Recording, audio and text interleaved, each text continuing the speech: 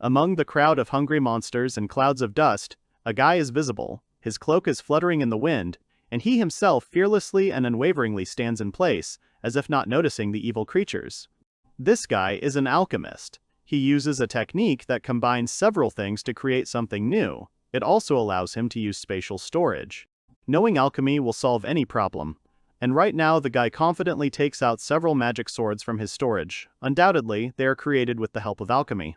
A wave of the staff and rays of light appeared around, and then a dozen swords, which eliminated the threat in an instant. This guy is not an ordinary person, he is a genius, a alchemist, Vayken Ordo. The system shuts down completely, and at that moment, the capsule door opens, causing powerful wind currents and clouds of dust to rapidly fly around. When the capsule opened completely, Vayken Ordo carefully emerged from it, holding onto the edge of the structure. He carefully moved one leg first, looking around in surprise. The boy, surrounded by unfamiliar landscapes, slowly turned around, carefully examining everything that surrounded him. He tried to understand where he was, but, to his surprise, absolutely everything around him seemed alien and unfamiliar. All he saw around him was nothing more than a ruin, a pile of rubble that had long since been overgrown with greenery. These ruins had once been part of a beautiful building, of which only a testimony to its former glory remained. Vayken Ordo was faced with a serious illness, and despite all his efforts and attempts to cope with the disease gradually and inexorably destroyed his former body, which was once full of strength and health. A brilliant idea came to his mind, and as an experiment, he entered the cradle of rebirth to cure his illness. Because of this, he ended up in a coma and slept for a very long time. The boy was overwhelmed with strong feelings of joy and delight. He was shaking from an incredible excess of emotions. He realized that all his efforts were crowned with success, because he was still alive, which brought him an indescribable feeling of happiness. Vayken threw his head back and, confidently filling his lungs with air, took a deep breath. He felt that his memory remained with him, and the illness that had been troubling him had now retreated. He no longer experienced coughing fits. He smiled sarcastically, remembering the exclamations and anxiety of those to whom he told about his idea. "You saw, right? My experiment was successful," the alchemist chuckled. The hero, suddenly turning around, noticed his reflection in the mirror and was overcome with surprise at what he saw. It was an unexpected sight that made him stop and carefully examine his image. The body has become impressively youthful, as if it were 20 years old again, returning all the freshness and energy that was inherent in it in its youth. However, this was not sad news at all, as the memories of the past remained with him, and inside he was still over 40. Vayken, feeling a surge of joy, with a wide smile on his face, announced his determined intention to continue his in-depth research in the field of alchemy, which he loved so dearly. However, there was still one more, no less important question: what happened, and why was the laboratory in such a state? Snapping his fingers, the alchemist ordered the test to be launched. The boy wanted an explanation from Zosamos. In the silence, Vayken's demand to his faithful assistant sounded. A small light, reminiscent of a bright star, suddenly descended from the sky itself, emitting a blindingly bright light. Zosimos's answer came through the air. He is a fairy artificially created by Vayken. The guy happily greeted his friend. It seemed they hadn't seen each other for a long time. Zosimos only responded to the owner's request. Verification completed. 501 years and 17 days have passed. Vayken, unable to believe what he had just heard, asked again. Fear gripped him. He exclaimed, believing that this could not be true. 51 years? There was horror in his voice, unable to comprehend that such a thing could happen. He threw up his hands and asked in amazement if he had really slept for so long, to which he received the answer. The alchemist had slept for 521 years inside the cradle of rebirth.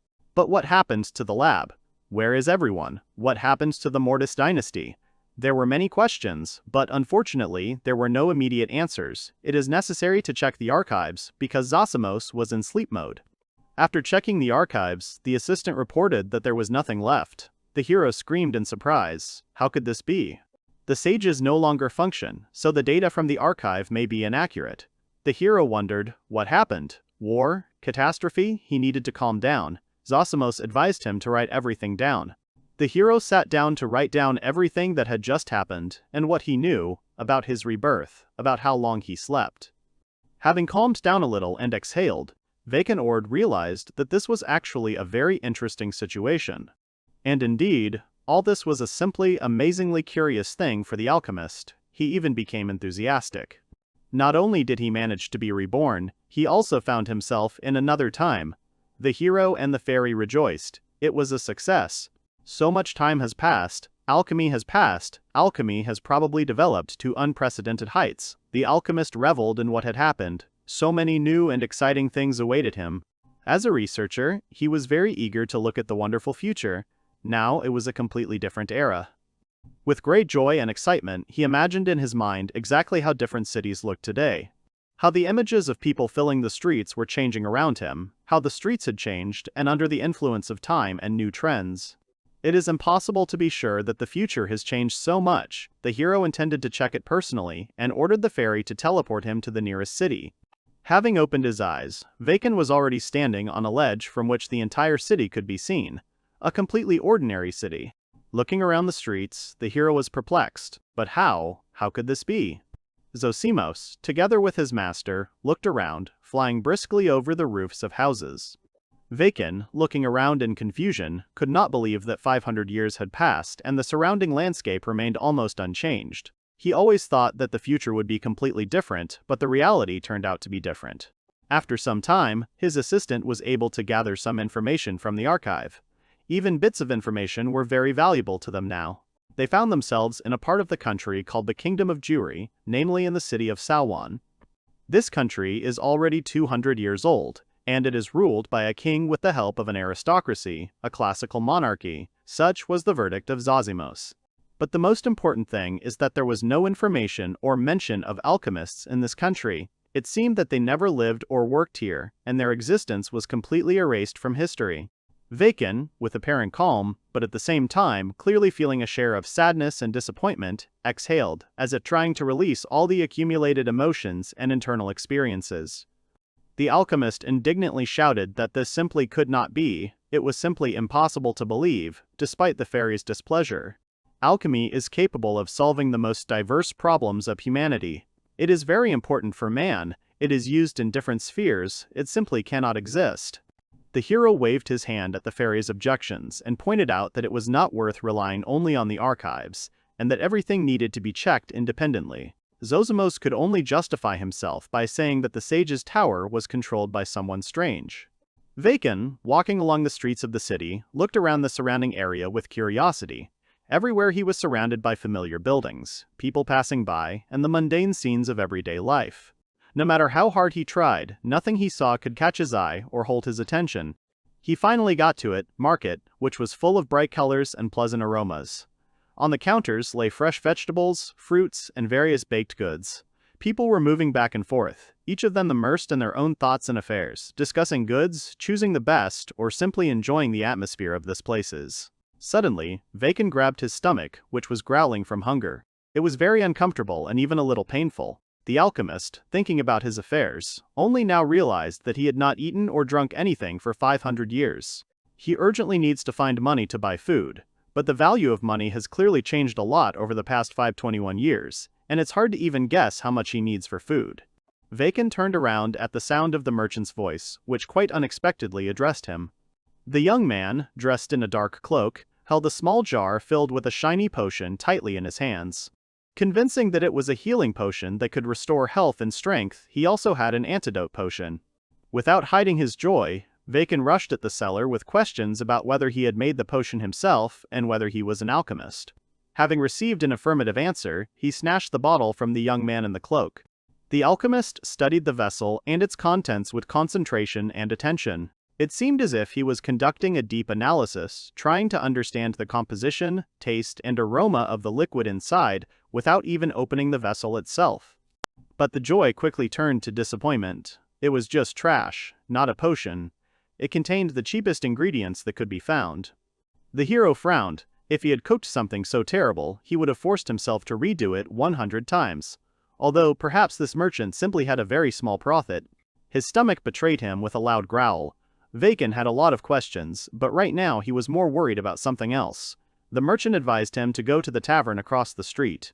Above the door of this tavern hung a beautiful wooden figure of a duck in flight, spreading its wings wide, and next to the door was the name, the Dancing Duck. With curiosity and slight surprise, Examining the appearance of this simple, but at the same time quite beautiful building, the hungry alchemist could not help but smile at how such an unpretentious building could evoke such pleasant feelings. The hero and his assistant agreed that the tavern looked impressive, from the magnificent wooden figurine to the roof itself. However, Zosimus raised the rather important issue of lack of money, but Vayken quite calmly decided that this was not a problem. Of course, he is an alchemist, his skills will easily cover the costs, and if he has to wash dishes, he can simply create a special machine for washing dishes. While pressing the bell to call the employee, the hero shared his thoughts that he, the owner of the tavern, must be a kind person, and that he only had to explain himself and he would immediately understand everything. A silhouette of a girl appeared behind the guy. She interrupted the guy's reasoning with her question. The stranger wanted to know who this person was who came here. As the girl came closer, one could see her sad face, her arms crossed over her chest, and her light wavy hair neatly tied with a scarf. She sadly informed them that the tavern was closed and asked them to leave. The alchemist and his assistant panicked. It seemed they were not particularly welcome here. The desire for food was stronger, and he wanted to explain himself to the girl, but her apologies interrupted him. The girl's eyes became glassy from the tears that were rolling down her face. Her father was bedridden with a terrible illness, and she alone could not cope with running the tavern. Vayken, hearing this, decided to seize the chance and, introducing himself as an alchemist, offered his help. While the girl was surprised, the alchemist and the fairy were already discussing such a wonderful opportunity to pay for the room with medical services, but it seemed that her surprise was replaced by anger. Interrupting their hasty reasoning, she swung her arm and hit the intruder in the face with all her might. A loud bang echoed throughout the building. Unable to hold back her tears, the blonde confessed that she would never trust the alchemist again because her father fell ill after drinking vitamins made by the alchemist.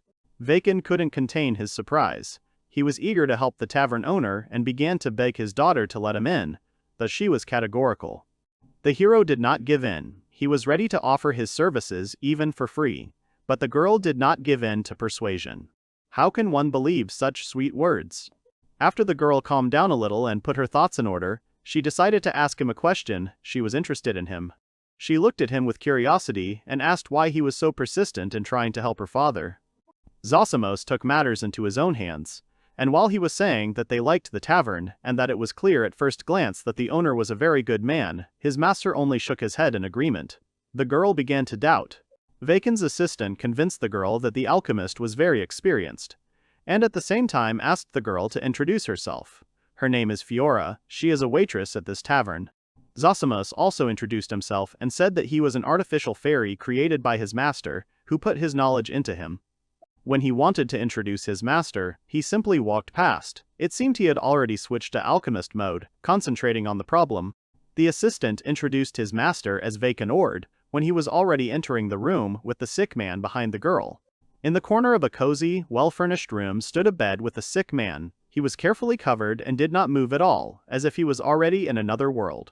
The alchemist came closer. He saw a simply terrible picture. The man was decomposing alive, there were disgusting ulcers on his face, and the skin seemed to be peeling off the fabric of his face. Vayken immediately realized that this wasn't just a potion poisoning, things were really bad. The toxic decomposition occurring within the body caused it to literally rot from the inside out. This condition was simply horrific and deeply repulsive.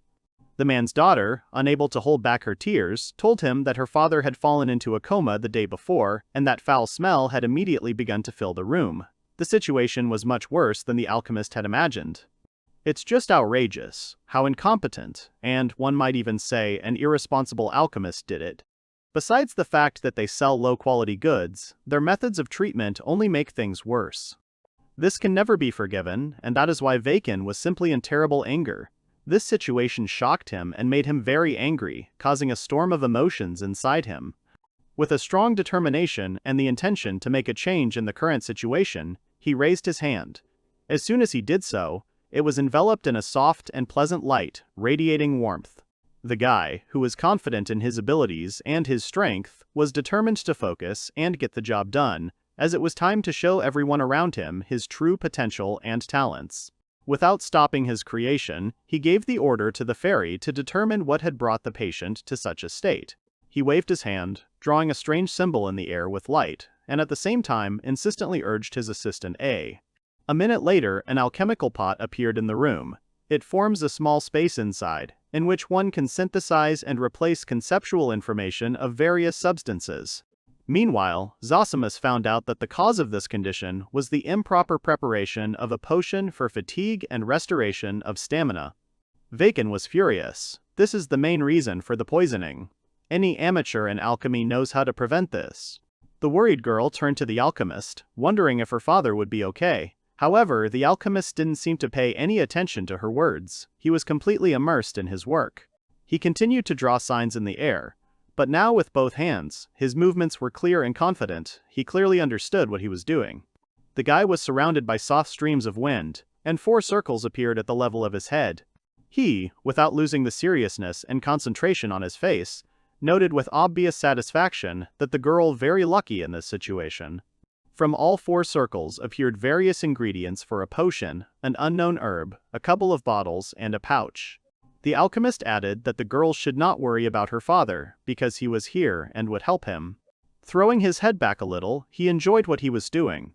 It must be said that he had not felt so free and serene for a long time. Around him, as if in a magical atmosphere, streams of energy and light flowed, filling him with sincere delight and peace. When the ingredients appeared completely, Vayken directed them into the alchemical pot, and they quickly flew in, leaving behind not only a blindingly bright path of light, but also a gentle, light breeze. The pot began to shine in such a bright and unusual way, as if a living fire had flared up inside it. This light, coming from it, gently enveloped the entire room, filling it with pleasant warmth, creating an atmosphere of coziness and comfort. The alchemist spread his arms and continued to create energy and rays of light, and he himself realized that he liked it. He sincerely believed that the study and practical application of alchemy not only contributed to his personal development and improvement, but also allowed him to make a significant contribution to the creation of a bright future for all of humanity as a whole. It doesn't matter what happened to alchemy during the 500 years he slept, the main thing is that people have always strived and will strive for a bright future. This desire is an integral part of human nature. This is why Vayken and the other alchemists conducted many studies together, one after another, in a relentless attempt to find ways to improve the lives of everyone around them. The alchemist remembered the faces of his comrades, who proudly studied new things with him and developed together, overcoming all the difficulties on their way. Closing his eyes and sharply crossing his arms in front of his face, causing a pop to resound throughout the room, the hero prepared for the final step. Shouting the command "Create," he opened his eyes and sent streams of light flying around the room seemingly chaotically. However, after only a moment, they merged together, forming one bright and sparkling star that shone.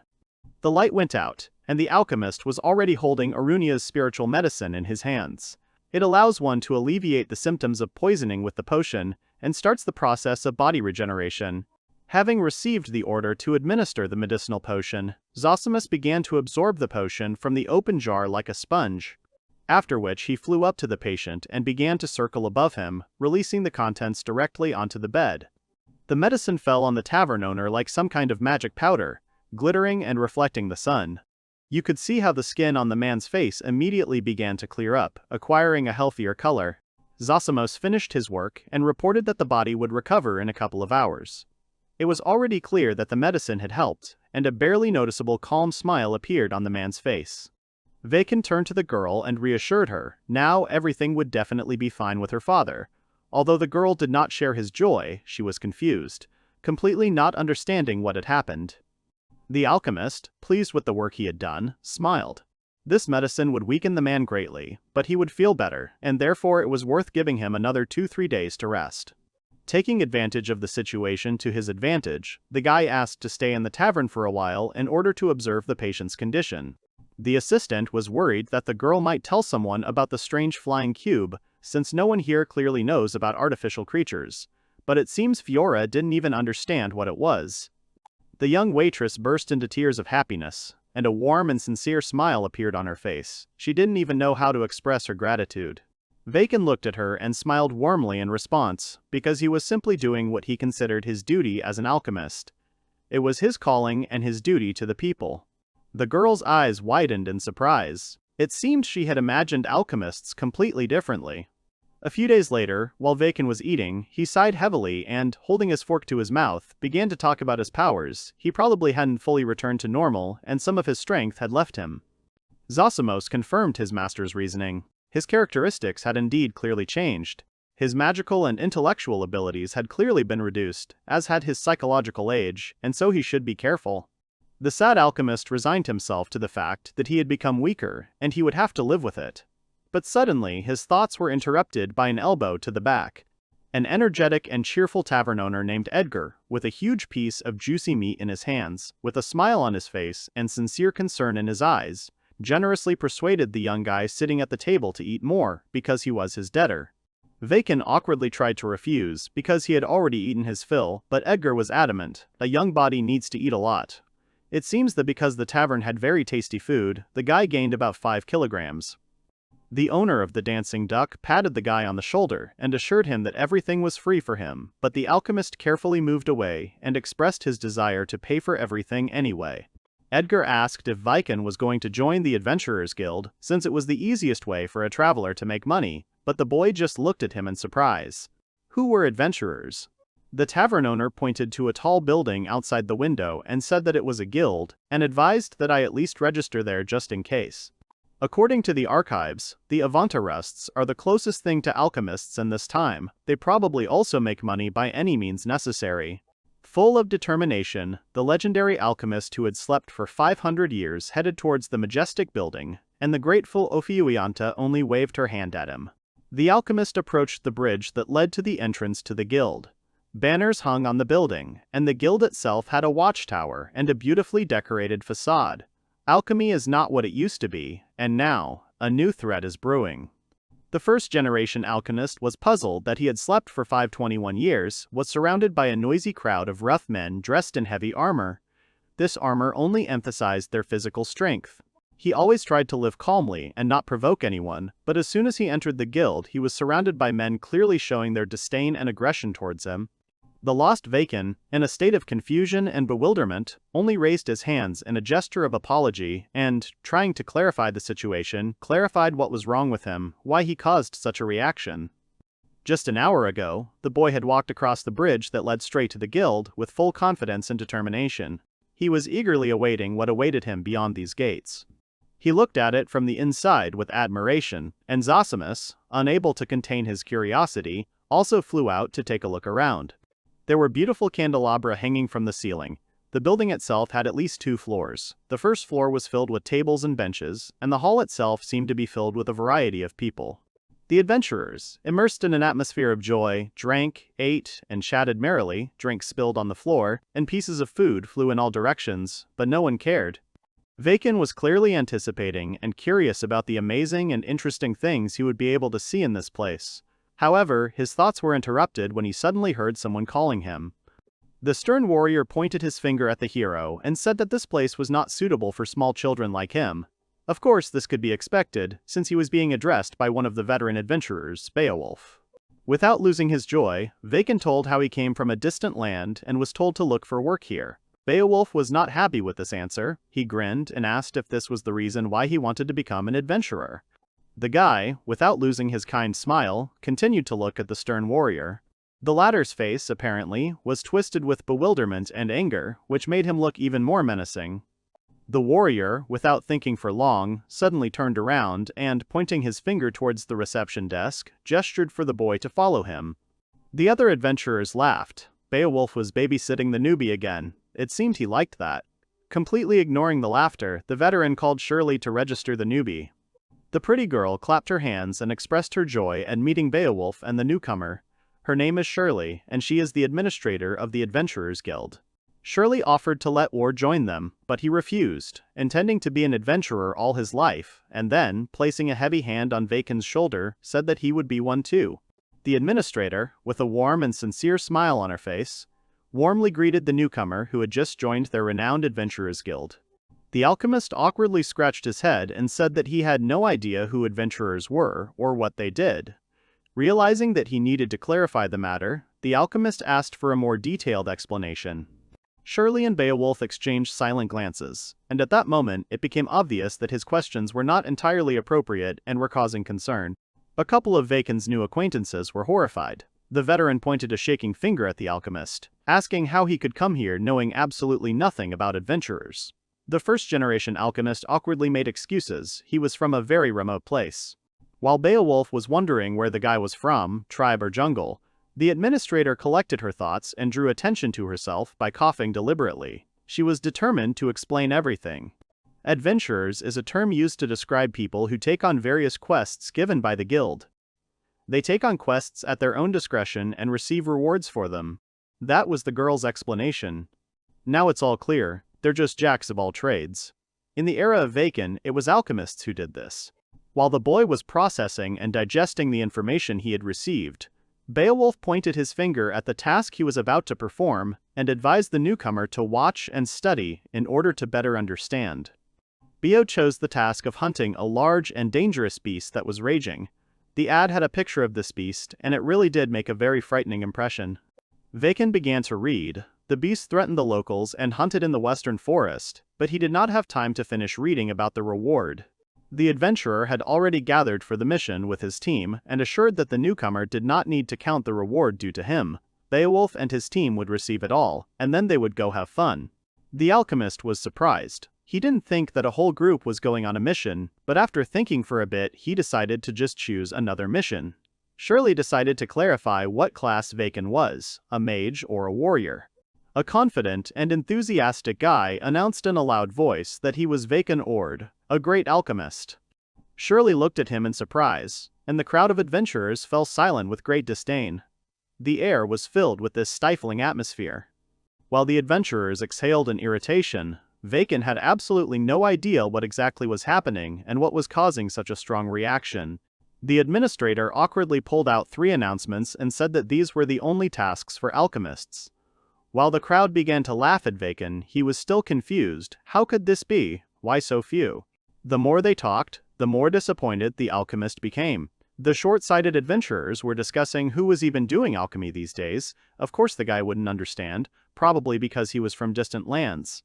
There was no answer to the question of why the work of alchemists was undervalued. And it was scary to ask. I didn't want to make a fool of myself for no reason.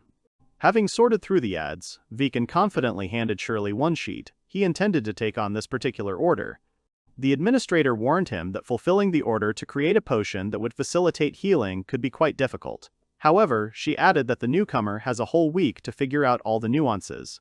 Suddenly, Vayken was surrounded by adventurers from all sides. One even put his arm around his shoulder. The whole crowd laughed and mocked the guy, begging him to complete the task of what they considered useless support. When the alchemist, completely perplexed, asked why they were saying all this, the crowd only burst into loud laughter at how stupid this boy was. 2 mages drew attention to themselves by demonstrating their magical abilities, and with self-confident faces said that now everything is decided by magic and miracles, and mages and clerics are the best support classes. Having finished their speeches and self-praise, they added that they did not expect much from the newcomer. The main thing was that he brewed useful potions and gave them to them. That was the most he could do. Completely confused, Vayken decided to ask if magic and miracles were really based solely on the use of magical and divine power, to which Ken received an affirmative answer. Then the alchemist thought, they can solve problems only on the spot, and for a short time, they cannot use universal potions that can be prepared at any time. Everything fell into place, and this inspired the hero. This was the reason why adventurers united in groups. Otherwise, if they tried to act alone, they would have too many weak points and vulnerabilities. However, these words did not cause such delight in the crowd. The guy was surrounded from all sides, so that in the end he found himself practically pressed against the wall, unable to escape from this encirclement. The angry warriors screamed so loudly that the entire building and beyond echoed. How could an alchemist even say such a thing? It seemed Vayken should have kept his thoughts to himself. But the crowd of angry adventurers did not calm down. They continued to swear, the skills of alchemists are nothing compared to magic and miracles, so the guy should quietly brew potions and play with pebbles. Vayken Ordo was extremely disappointed that alchemy could have degraded so much in the 500 years he had been gone. He remembered the merchant he had met on the street a few days ago. Low-quality healing potions, that was the standard of quality these days. It seemed the alchemists were in the worst situation imaginable. Hopes were shattered by harsh reality, because the hero was sure that alchemy would develop to unprecedented heights and reveal to people many unseen secrets that could change the world. The guy turned around abruptly and, with a serious attitude, to the shouts and indignation of the crowd, headed towards the administrator. Placing a box of healing potions on the counter, he asked where to hand the potions in, while the noisy crowd, who had been actively cursing him and expressing obvious displeasure just moments ago, now remained completely confused. Shirley asked in surprise where so much potion came from. The alchemist had only taken the order, but it turned out he had his own secrets. The entire box had been prepared in advance. The adventurers still didn't calm down. They couldn't believe it, because potions are very difficult to brew. One adventurer snatched the bottle from Vayken, declaring that it was just carbonated bottled water. The alchemist did not resist this at all. He was confident in his product. The man began to examine the bottle and froze. The potion that was inside was of extraordinary beauty and attracted attention with its bright color and shine. After carefully examining the contents, he confidently assured that this potion would most likely be of no use. However, under the loud and cheerful laughter of the confident crowd around him, he bravely and greedily began to swallow this strange medicine. The next moment, his face showed shock. He felt a surge of strength. He clearly felt a powerful surge of strength that overwhelmed his body, as if the energy was trying to burst out in a stormy stream. The medicine turned out to be so effective that the finger that the warrior had lost a long time ago grew back, as if nothing had happened to it. The warrior trembled as he examined his hands. He did not understand whether this was a dream or reality, because he had never encountered such a potion. He rushed to the alchemist with the desire to know how he had prepared such a potion. Vayken, looking at him with surprise, only uttered a question that made him think, would it have been better if the finger had not grown back? The adventurer shook his head. He bit his lip, trying to hold back tears of joy, but they treacherously continued to run down his cheeks. He burst into tears like a child and rushed to hug Vayken. It turns out that the man was originally a hunter. When he lost his finger, he had to change classes, but now he can use a bow again. The other adventurers froze, listening to the adventurer's conversation with the newcomer. He showered his gratitude, calling this healing potion special, capable of curing any affliction. A deathly silence reigned, filling the room around like a thick fog. All the adventurers fell silent and froze in immobility, unable to utter a word because no one expected such an outcome. All the adventurers, as if on command, turned around and instantly rushed to the administration desk, knocking each other off their feet and sweeping up dust from the floor. When the crowd died down a bit, Shirley timidly called out to Vayken. The requests for healing potions increased. Much more. Shirley put a stack of papers on the table. Vayken exhaled heavily. This was not what he wanted, of course, but perhaps it would only be better this way, although the volume of orders scared him. The crowd began to buzz again. This attracted the alchemist's attention. What was it? The crowd of previously aggressive men rubbed their hands greedily, anticipating drinking the potions ordered from the alchemist. Their eyes were glowing, as if they were ready to pounce on the guy at that very moment. It was all written on their faces. Zosimus was perplexed as to how everything could have turned out this way. Vayken Ordo raised his head proudly and thought, this is his chance. It's time to show his true alchemy skills. After a while, he wiped the sweat from his face, putting another box of potions on the table. It seemed to be the last one. To Shirley's surprise, Vayken again dealt with all the back ones too quickly. The sound of heavy feet was heard at the entrance. It was noticeable and attracted attention. Someone, slowly but surely, and he approached the doors of the guild with determination, and all the faces of those present immediately turned towards the entrance, full of expectation. It was a wounded Beowulf. All his armor was covered in blood, his hands, and even his head, he was bleeding all over, holding back the pain by clenching his teeth.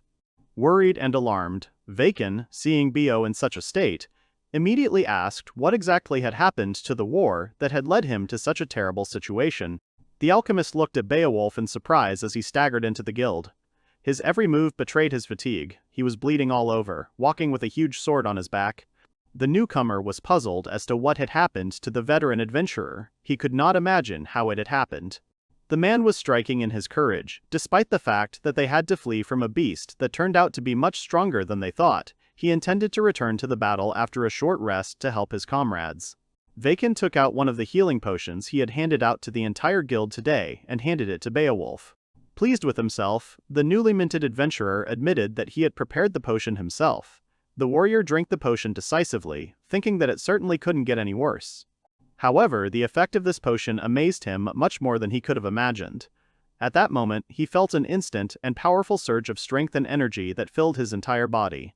His wounds were completely healed, as if the battle he had desperately fled from had never happened. He looked with surprise at the wounds where blood had been running just a minute ago. When Beowulf turned to ask how the alchemist had done it, the newcomer was already surrounded by an admiring crowd. Everyone applauded him, thus making him feel a little awkward and embarrassed at being so closely watched. The warrior didn't quite understand what had happened, but he was glad that Vayken was in the spotlight and that his potion really helped heal his wounds and restore the strength lost in battle. He decided to head back and help his comrades, but the alchemist stopped him.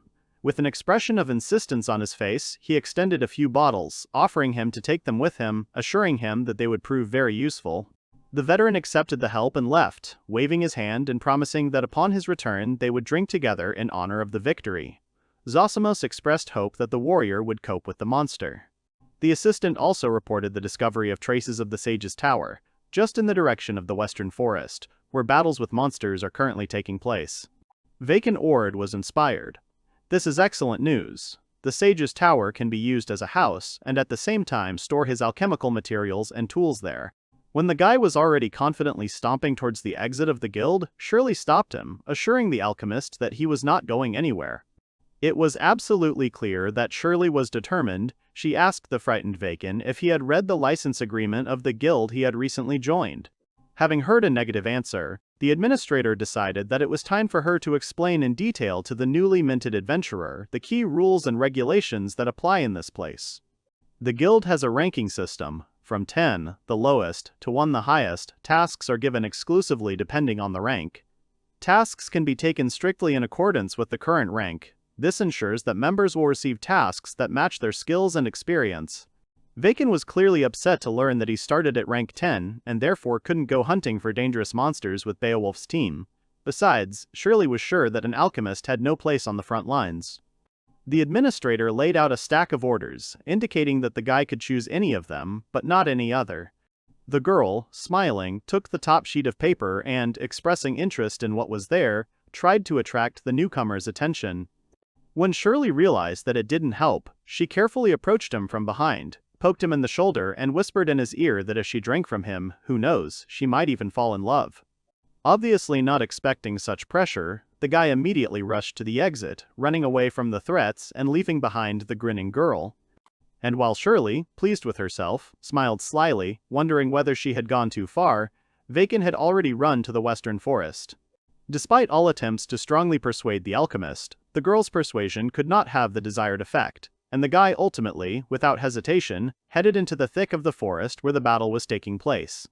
What doubts could there be? After all, if there were any alchemical materials here, then Vayken simply had no right to remain on the sidelines. It was unacceptable for him to miss such an opportunity. Zosimos finally figured out his master, hinting that he ran away from Shirley. It's funny, his master is already over 40, but he still hasn't had a girlfriend, although he justifies himself by saying that for a real researcher, women are secondary. The reasoning came to an end when the alchemist came to the place where the battle was going on. The warriors were trying their best to fight off the evil monsters, although there were many more of them. Vayken looked around carefully, trying to get a full picture of how critical and difficult the situation was. It seemed that the situation was truly dire. Beowulf held back the monster with all his might, but his comrades could no longer stand on their feet. From behind the trees appeared the most powerful enemy, the great mag-beast, the lesser Terrasque. He was simply huge. When he opened his mouth and let out a deafening roar, his very sharp teeth were exposed. Zosimos checked the archives and reported that it was a new species. Vayken quickly realized that the material he could extract from it would also be new. Beowulf noticed the alchemist and began to scold him. Why did he even come here? There is no place for beginners here. The monster is too strong. The alchemist, immersed in his own thoughts, no longer paid any attention to the world around him, and his face became serene, but an ominous grimace was clearly visible on it, giving him a gloomy and mysterious look. Beowulf wanted to stop the guy, but it was too late. Vayken was just muttering under his breath about materials, about how much new stuff he could get. The next moment he was ready for battle, the holes in his storage were opened again, and 4 shiny stones appeared from them. Where would the alchemist begin to search for the weak point of the monsters? The stones that the boy clutched in his hands had a special nature and meaning. These were not just ordinary stones, but unique artifacts that personified the four main elements. Vayken didn't waste much time thinking and doubting, because he instantly came to the conclusion that the best solution would be to give up everything at once. While Beowulf's crew watched what was happening with their mouths open in bewilderment, the alchemist launched all four stones at the monsters with all his might. Some were burning alive in the fire and could not put themselves out. Others were frozen in blocks of ice.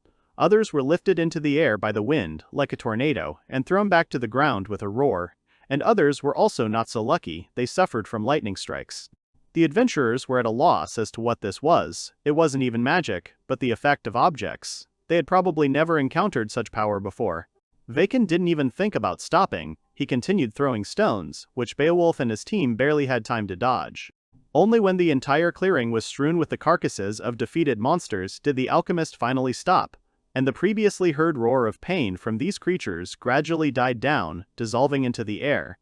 The guy didn't even have time to understand what the weakness of these monsters was. They turned out to be too frail. But surprise did not leave the faces of the adventurers. Chuckling, the satisfied alchemist decided that fire was the most effective after all. In fact, he didn't even realize how terrifying he looked at the moment, completely immersed in his thoughts and thoughtful amusement. But now the warriors felt complete horror at his presence. He really did look unexpectedly terrifying to them. Vayken turned his head, still with the same creepy grimace, and turned his attention to the last monster left alive after his elemental stones. He stood right in front of the huge and loudly roaring monster, not showing a drop of fear and not flinching from its piercing roar, as if already throwing him a real challenge, ready to enter the fight. Circles appeared on the floor from which streams of light emerged, surrounding the alchemist. What was the weakness of this monster? How to attack it? The guy intended to find out all this. Magic swords of all elements began to emerge from the circles along with the lights. Vayken was serious. He was clearly interested in what potential this huge monster had.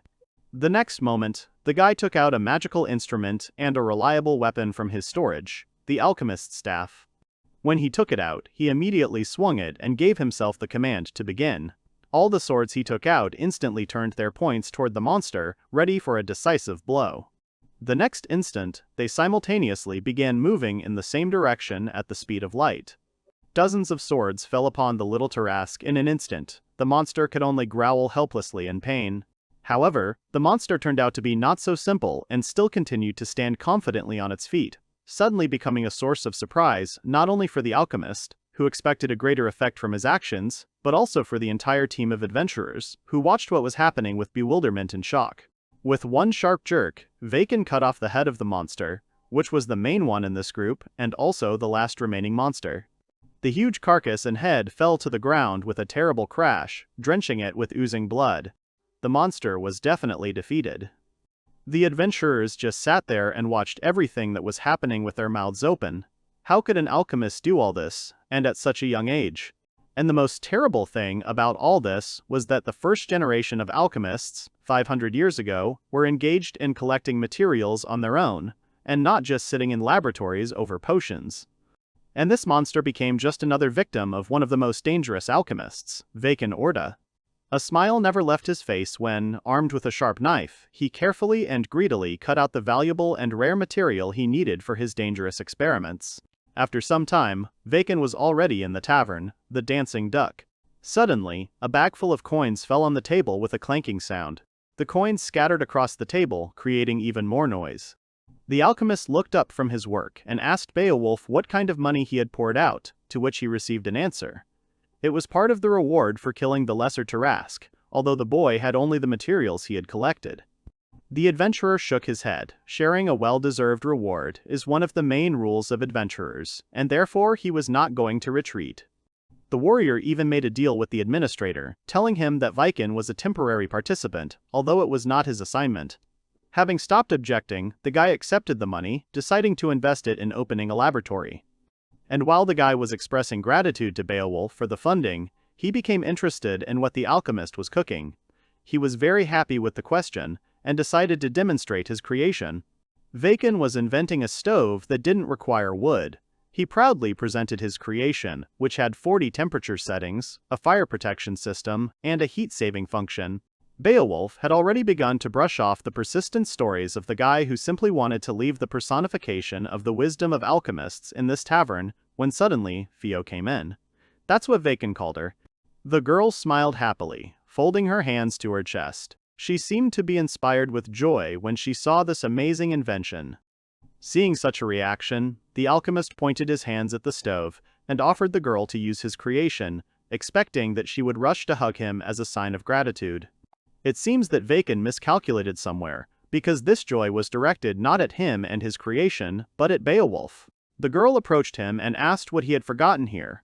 The alchemist's disappointment was indescribable. The waitress, to the guy's disappointment, was hanging around Beowulf and inviting him to have a bite to eat in the tavern. Vayken, puzzled, asked how Theo knew Beowulf. To the guy's surprise, the girl told him that he was the strongest adventurer in this city, and that's why everyone knew him. The alchemist found himself in an unexpected situation that left him confused. He, not hiding his displeasure, puffed out his cheeks and mumbled something incomprehensible about Beo's popularity. Beowulf was not the most discussed topic right now, though. The city was most interested in this mysterious alchemist, of incredible power, whose potions could cure anything. A little later, Beowulf and Vayken headed to the Sullivan Adventurers Guild. Suddenly, when they had just approached the entrance, a whole crowd of people rushed at them. They all begged the alchemist to join their groups. They were even ready to fight, for the right to get him into your team and use his abilities for your own purposes. The reason for this phenomenon was that rumors about the great alchemist, who possessed unrivaled knowledge and talents, spread with incredible speed, and although he received dozens of offers, he rejected them all. He had a strong and determined intention to open his own laboratory, where he could realize his ideas and projects, and he would be ready to accept anyone who wanted to help him in his intentions. Beowulf helped the guy disperse the restless crowd by sending them to Shirley's desk. Warriors and mages rushed to leave their requests at the reception desk. However, it turned out that he did not do it with the best intentions. The adventurer carefully took out the order and invited Vayken to join their team on this mission. Beowulf put on his most pleading face, hoping that it would help convince Ken, but apparently his efforts had little effect on the other man, who remained untouched. The offer did not imply that the alchemist would join the ranks of the Black Dogs, which was the name of the veterans group. And just as the warrior was enthusiastically sharing his thoughts on the essence of the task, which was related to an important escort mission and promised to be incredibly tense, someone who had just entered the guild suddenly interrupted him. The man who dared to do this was Vavai, the Black Dog's mage. It was obvious at first glance that he clearly had no intention of participating in a mission with an alchemist, especially one so young. Vavai proudly stated that if he had been with the Black Dogs when they fought the monsters, they would have dealt with them on their own, and help from a child would only be a burden to them. Coming close to Vayken, the mage stared at him aggressively, as if he was trying to break through the enemy's defense with his gaze. Clearly demonstrating his attitude towards him, Vavai barked sharply and loudly, ordering the alchemist to get out of here. The Black Dog's commander tried to calm his mage down, but he didn't even want to listen. He just screamed about how tired he was of babysitting stupid and incompetent adventurers. Vavai considered alchemists to be the biggest parasites in this world. He waved his magic wand and sent a whirlwind towards Vayken. Fortunately, the boy reacted quickly and managed to jump away. And while everyone was trying to calm down the mage who was destroying everything in the guild, the guy was just wondering why alchemists were so hated in this world. It upset him terribly every time. And yet, Vayken offered Vavai to talk and discuss everything, although he had already destroyed half the guild. The magician had no intention of listening to the alchemist. He, like hundreds of other alchemists, could not take responsibility for the mirror space. Mirror space is a unique concept that implies the existence of a world that is an absolutely identical copy of our real world. In the past, alchemists conducted large-scale experiments in such worlds. This was necessary because their complex and often powerful weaponry was sometimes difficult to test in real-world conditions. And finally, Beowulf lifted the veil of secrecy and explained what caused Vavai's strong anger. His older sister, due to an accident, was locked in the mirror space forever.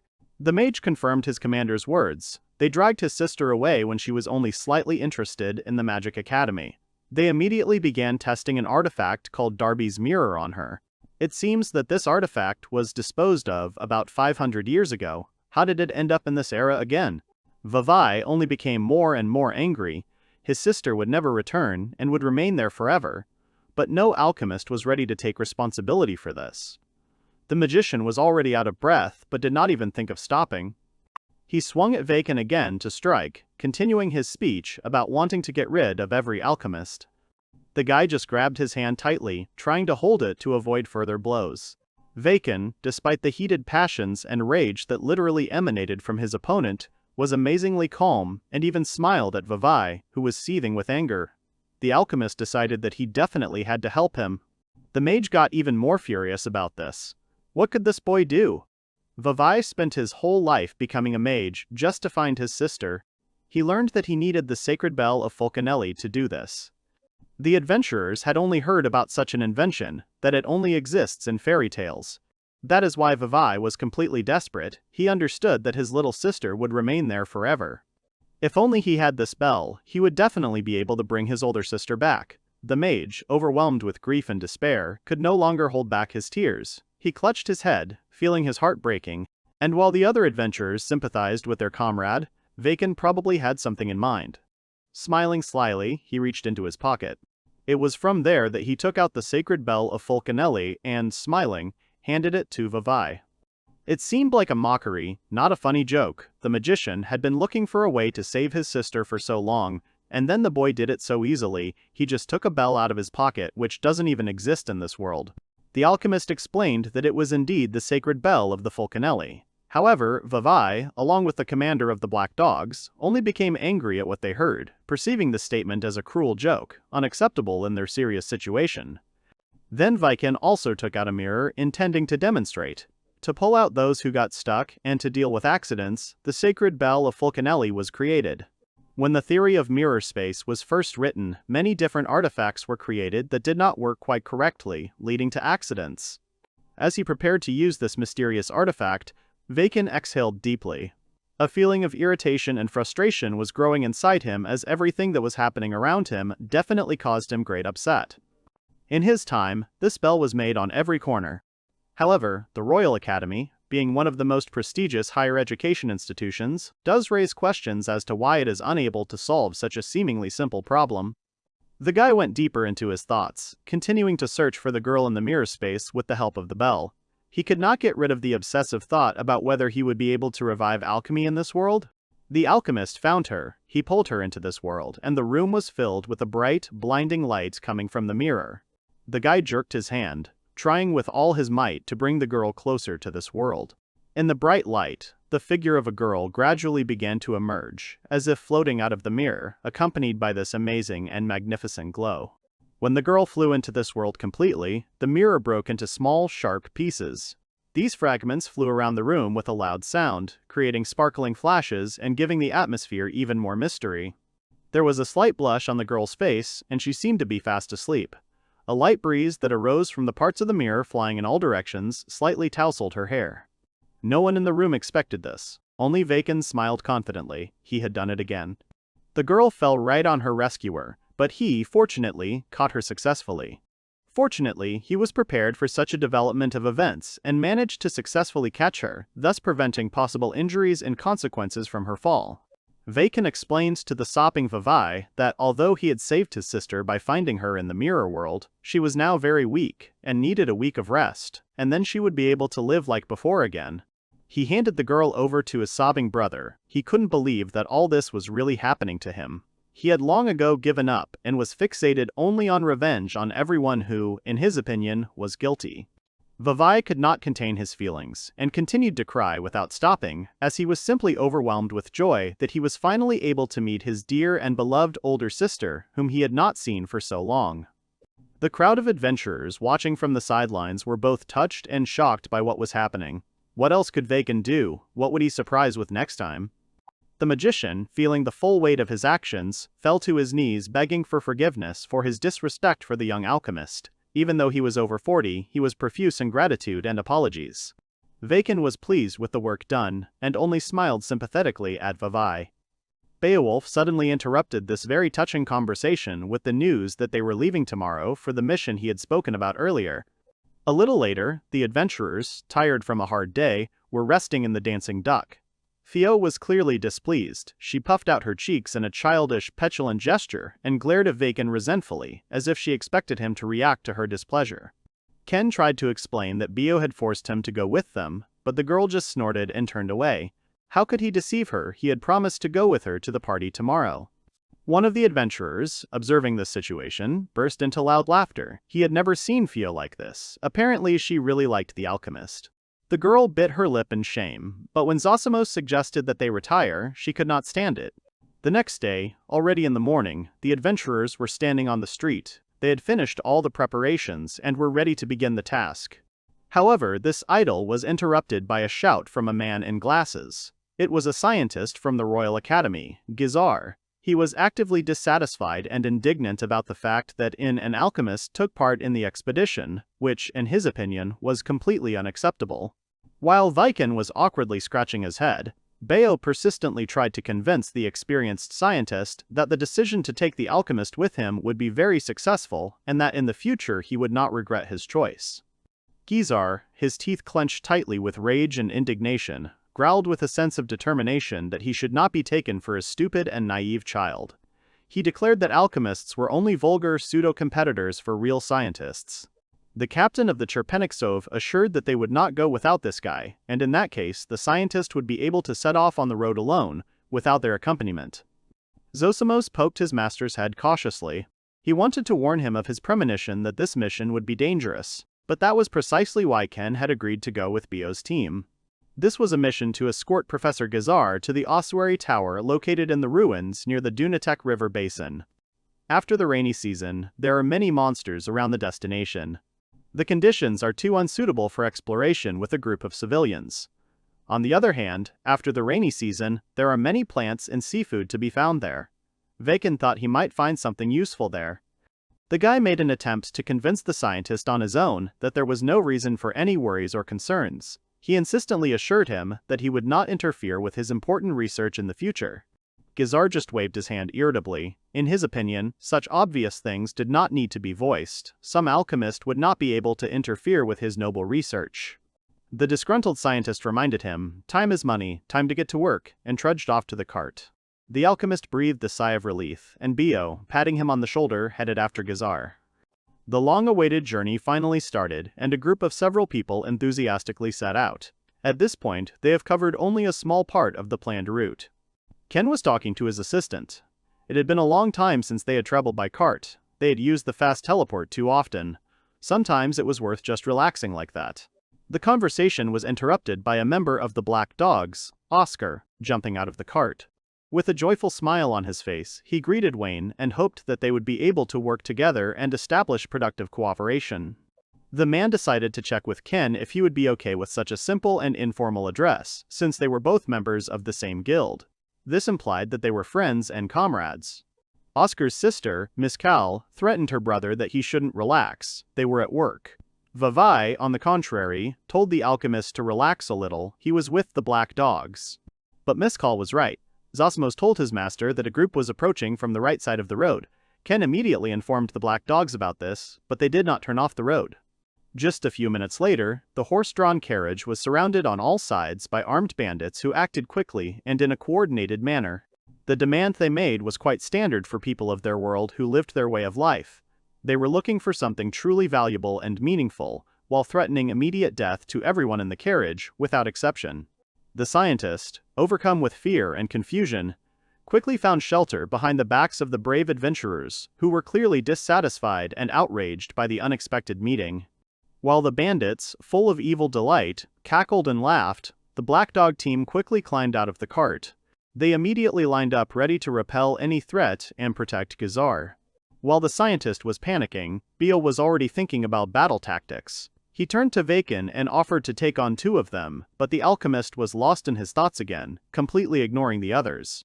The guy was arguing that bandits hadn't changed a bit, and even after 500 years all they could do was rob and kill. Ken stopped his arguing and turned to Beowulf. With a completely blank expression on his face, Ken finally asked if it was a crime to put someone to sleep permanently. While Beo was perplexed, the bandits, who clearly felt confident, laughed and rushed to attack the adventurers. Indeed, someone who is afraid of punishment should not even raise a weapon. With a sudden and unexpected blow, When no one expected action from Vayken, without the slightest hesitation he cut off the head of one of the bandits who was about to attack him. Blood spattered in all directions. The alchemist confidently declared that he was not afraid of any punishment, he simply wanted to know the true value of the life of each of them. The bandits froze in their places, as if their feet had grown into the ground. Ken, feeling the growing tension, sighed heavily. It seemed that now he would have to deal with problems again. Pointing his staff towards the bandits, he threatened them. The best solution for them now is to pray, and if they do not want to die, they should fall on their knees and ask him for forgiveness 100 times. Gazar was in shock. He fell on his butt, his body shaking with fear. He asked what this was all about. The protagonist stood holding his weapon, and around him lay dozens of his defeated enemies. They showed no signs of life. Vayken, a little confused, said that he thought he had shocked the professor a little. Then he asked how many people he should bring back to life. The man in the back continued to tremble with fear. Zozimos approached Vayken and said that it seemed they could be brought back to life, to which the latter responded that it was sad. According to the 30-minute rule, a person can be revived with secret potions. Such a resurrection depends on the condition of the corpse. His acquaintances said that he stood out again, but he was a good guy, he didn't even need them. To which the main character apologized to them and said that next time he would choose a different method. After some time, their carriage moved on. They rode through the plains, Gazar still trembling with fear, biting his lower lip with his teeth. The protagonist apologized for the fact that he had indeed gone a bit overboard, to which he was told not to pay attention. Aristocrats were always cowards. All because they themselves never lift a finger, but only sit in chairs. At this point, Zozimos interrupted them. He turned to Vayken, calling him Lord, and said that he had finished what he had asked him to do. The main character thanked him. The assistant said that he was too kind. At that time the enemies came to their senses. Zozimos said that they all should have come to life. Moreover, he dug into their heads. He does not think that they will take the path of a bandit. Vayken told him not to say that because they are people, and because even when they make a mistake once, they can make it a second time.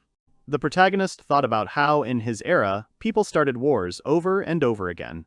They used weapons made by alchemists to kill each other. Even bandits were armed with alchemists' weapons. He had also made a mistake when he naively assumed that this would not happen. At that time, he continued to drive the cart. The protagonist went deep into his thoughts. His face became sad. He thought about how many times he had already made mistakes. At the same time, the commander turned to the professor and asked if he understood why they took Vayken with them, to which he answered positively. At that moment, the guy said that they still had a long way to go, so he should get ready. During the rainy season there is a lot of water here, they can't go further by carriage, so they abandoned their vehicle and went on foot. Then they should meet a giant crab, a monster, they will all fight with it. Behind the last enemy, they will encounter a giant slime, and after it there will be large water insects. All this looks very scary. As soon as night falls, a crowd of skeletons will crawl out. These monsters will surround them, they will have a hard time confronting them. However, in order to achieve victory, the main character will use his weapon. A huge energy barrier will emanate from it, which will defeat all enemies with its power. The professor was shocked. At this point, the man was asked again if he was glad they took the main character with them. He was already getting angry, and said that he realized how cool he was. The other man said that the biggest problem was still ahead. It's foggy here because of the rainy season. It remains to wait until it clears up, so they decided to eat. Everyone agreed. Gizar said that they were talking like that. They had to go faster. Did they really think that he was just in such a hurry? To which they replied that they were thinking about his safety. The man said that they were adventurers, so they had to come up with something. Another man stood aside. He said that the professor seemed to be obsessed with his work. Vayken asked if research was really that important. They answered that he was sort of researching the history of magic. He was interested. After some time, they reached a new object. It turned out to be a tower, an ossuary. They were glad that they finally got to it. The protagonist at that moment thought that there was no doubt that these were the ruins of the Tower of the Sages. The team turned to the professor and said that there might be monsters ahead, so they shouldn't run forward, and then asked if he understood that. To which Gizar asked what he was saying. He didn't have time. He had to quickly solve the mystery of this tower and get himself a place in the academy. After that, the man quickly ran towards the facility. The others just thought about how much trouble he was causing. Vayken wondered why he didn't have time. To which he was told that this tower disappears immediately after the rainy season ends. no one knows why this happens. Vayken said that he understood everything, and thought to himself that perhaps some functions of the Tower of the Sages still work. Is it really the fog that is everywhere here? It is from the bones, radically fills the tower with bones, and instead of knowledge. The protagonist turned to Zosimos and said that he had begun to act, to which he replied that he was beginning to restore the archive. Vayken thought that these were the ruins of the former water city of Donate. Art and tourism had flourished here, and now only pitiful ruins remained. And indeed, instead of buildings, there were broken walls, fallen pillars. A moment later, the protagonist felt some currents. Zosimos addressed him, to which Vayken said that he noticed that something was felt in the air. Then his assistant suggested retreating now. The main character said that Nushi lived here a long time ago. If he is still here even after 500 years, then it is very troublesome. Vayken's gaze became very focused, but he was also very nervous. Looking at the monster in front of him, he thought that this would not be easy. The main character shouted to Bio that they needed to leave here immediately, as a huge monster was approaching. To which the men asked him if this was his premonition again. If Vayken was so scared, then it was definitely something dangerous. The guy said that if they were noticed, it would definitely be dangerous. They called out to Oscar, and Miss Colin told them to leave as they were planning to retreat. The professor started shouting about what nonsense they were talking. Then one of the escorts asked him if he didn't understand what was important now. Bale asked what was wrong with Gizar. The protagonist thought to himself that he was a researcher. He could understand him. Zosimos said that there was no time, the monster would be here soon. At that moment, the monster reappeared from under the ground, with pieces of the surface flying in different directions. His acquaintances were shocked by what was happening. It was a giant monster, the Donat Deathworm. Everyone started shouting that they had never seen such creatures before. Someone said that they were very disgusting. In addition to the huge monster, small worms also appeared. Vayken said that these were his children, you need to be careful. He also said that they are all very insatiable and quite ferocious. There are also more than 100 of them. We need to get away from the mud and water right now. His friend asked if they could handle them at all. After that, he called out to the professor. The bald man said that Geyser ran away from the monsters towards a destroyed building that looked quite dangerous. To which everyone asked him about it in shock. Zosimos said that in a combat situation it would have been better for him to be with them, but now he ran away, and that was bad. The protagonist agreed with him but thought to himself that he couldn't just leave him to die, his conscience wouldn't allow it. Vayken clenched his fist and said firmly that he had no choice. Then a voice came from behind him, saying that he really had no choice, he was scared. It turned out to be his friend, the commander, who asked him whether he really wanted to risk his life for someone who disregarded the lives of his escorts. He said that they were leaving right now. To which the protagonist said that this guy is quite dry. Zosimos said that this is a really wise decision, as a commander. Vayken said that he will try to do everything on his own. The main character shouted to the others to run to the tower, the ossuary, because he will use dangerous artifacts. Everyone was shocked by these words. A small magic seal appeared in the protagonist's hands. He said seriously that he would figure out what to do with this creature. The commander asked what he was going to do alone. The other man agreed with him and said that it was impossible. But Vayken asked again to listen to his request. His acquaintances told him not to dare die. If it became too hot, he should run. At the same time, they cleared their way, destroying the children of the worm. Zosimos said that Bio decided to cut a path for him to retreat. It seems that they have already become comrades. The protagonist agreed with him and said that it looks like that. After that, Vayken turned his attention to the monster. He called out to him and said that he would be his opponent. After that, he took out an artifact, handheld explosive missiles, and rushed to attack. Almost immediately, he threw this artifact straight at his enemy. He also shouted at him to catch it. The blow hit the target, which he reported. The guy was incredibly happy. But then something unexpected happened. The worm began sucking air into its mouth, then attacking him furiously. The protagonist did not expect this, so he cursed loudly. The beam was aimed right in his direction. The commander and other crew members began to shout his name, as it was not clear what was happening to him. Only Vayken's silhouette was visible through the smoke. After a few moments, the smoke dissipated, as if the protagonist had pulled off a translucent fabric. As it turned out, it was Faunia silks, a very thin magical material that hardens on impact. Vayken said that he didn't have much of this stuff, so he had to be careful. Then he decided to do something different and drank the hero's potion. It significantly increases physical abilities. After that, he threw the potion bottle back without even looking back. He looked determined. He said that they were starting the battle. The main character started to circle around the monster. It was very fast. The worm tried to attack him again with its beam, but the guy managed to dodge the attack. However, as it turned out, Vayken decided to use his trick, and the worm's body exploded. His acquaintances said that it was amazing. Now they understood why he told them to move away. The professor asked if this was the alchemist's power. The protagonist thought that the defense was strong, and damage almost didn't go through. If he didn't have to finish the fight, then maybe it would have worked out that way, but would he really have to use it? At this point, Zosimos asked how he could help him, to which Vayken replied that the most important thing was that he not let the weaklings near him. His assistant said that he understood. At that moment, his cubic body began to glow. These rays diverged to the sides, thus dealing with the children of the worm. The many enemies were defeated. Vayken asked about when Zosimos had managed to learn magic. Then he added that thanks to him, he had managed to finish his training. He had something special for him. A small dark sphere began to appear in the protagonist's hands. Continuing to hold it in his hand, he moved away from the spikes that the worm launched at him. However, one of them still scratched his face. The main character was very angry about this to himself. He abruptly launched the sphere towards the worm. After that, he said that everything was ready. Vayken himself did not close his eyes for a minute. After that, everything around was in smoke. A moment later, the smoke cleared. It turned out that everything around, including the monster itself, was frozen. It turned out that these were ice drops. The artifact, with the help of the movement of the surrounding molecules, creates absolute zero. Everyone started asking what it was, how it all turned around in one moment. Zosimos said that they had to use a lot of artifacts, and he didn't think that Vayken would have to use ice drops.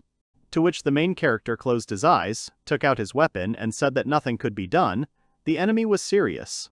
But they dealt with him without human losses.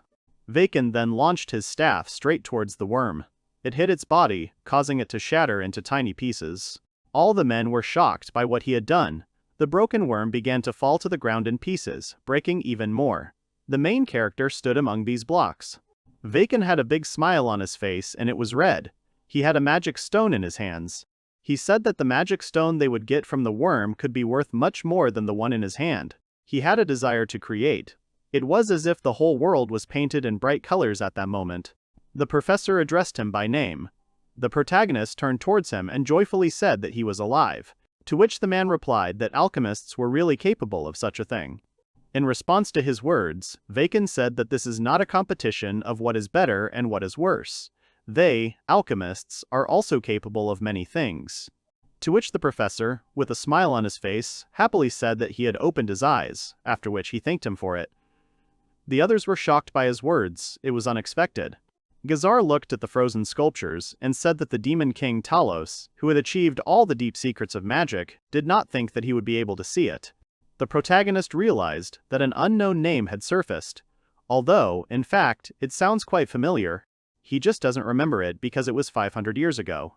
At this point, Bio turned to Vayken and asked what they were going to do now. Vayken asked what he was even talking about. Then he asked what to do with the report for the guild.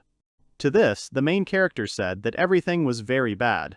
He thought to himself that Beowulf was absolutely right. A monster appeared that no one had ever seen, and the alchemist immediately defeated it.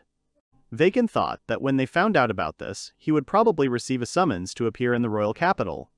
A new day had come. All the battles were over. They returned to the city. Someone called out to the protagonist and asked if he had a minute. He immediately turned around. The guy in the cape said that lately they had been hearing about Vayken from all sides, to which the latter hesitated and asked who he was. The guy asked him again.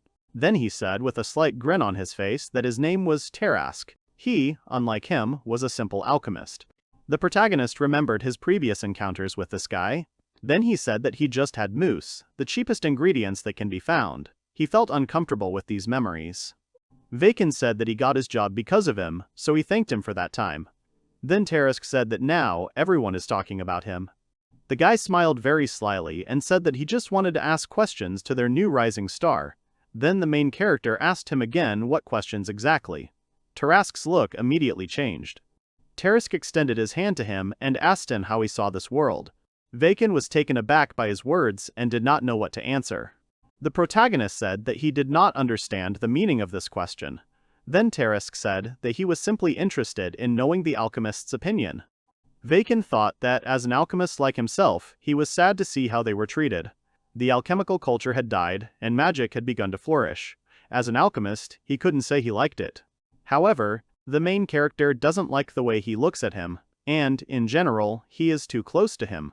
Then, Vayken started shaking his hands in front of him and saying that he wasn't that different from him.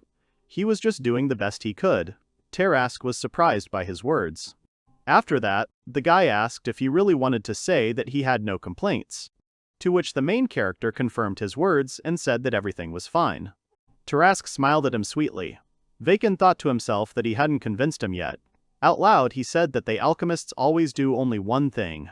Then the guy asked what he meant. The main character smiled at him slightly and calmly said that they were creating a better future with the help of alchemy. Then Vayken asked Terrasque with a wide smile if he thought the same, and added that all alchemists work for a common goal. At this, the latter blushed. At first he couldn't even find something to answer. Then the guy smiled and said that Vayken was right. Everything was exactly like that. They all strive to create a better future. Terrasque turned to leave him, telling Vayken that he had a dream and one day he would like to share it with him. The guy thanked him for the conversation. The protagonist did not expect this. He did not know what to say. Zosimos asked him what he was going to tell him, to which Vayken said that he had no idea at all. However, he reminded him of his old alchemist friends. The assistant agreed with him and said that he was a bit like Vayken. He also radiated eccentricity.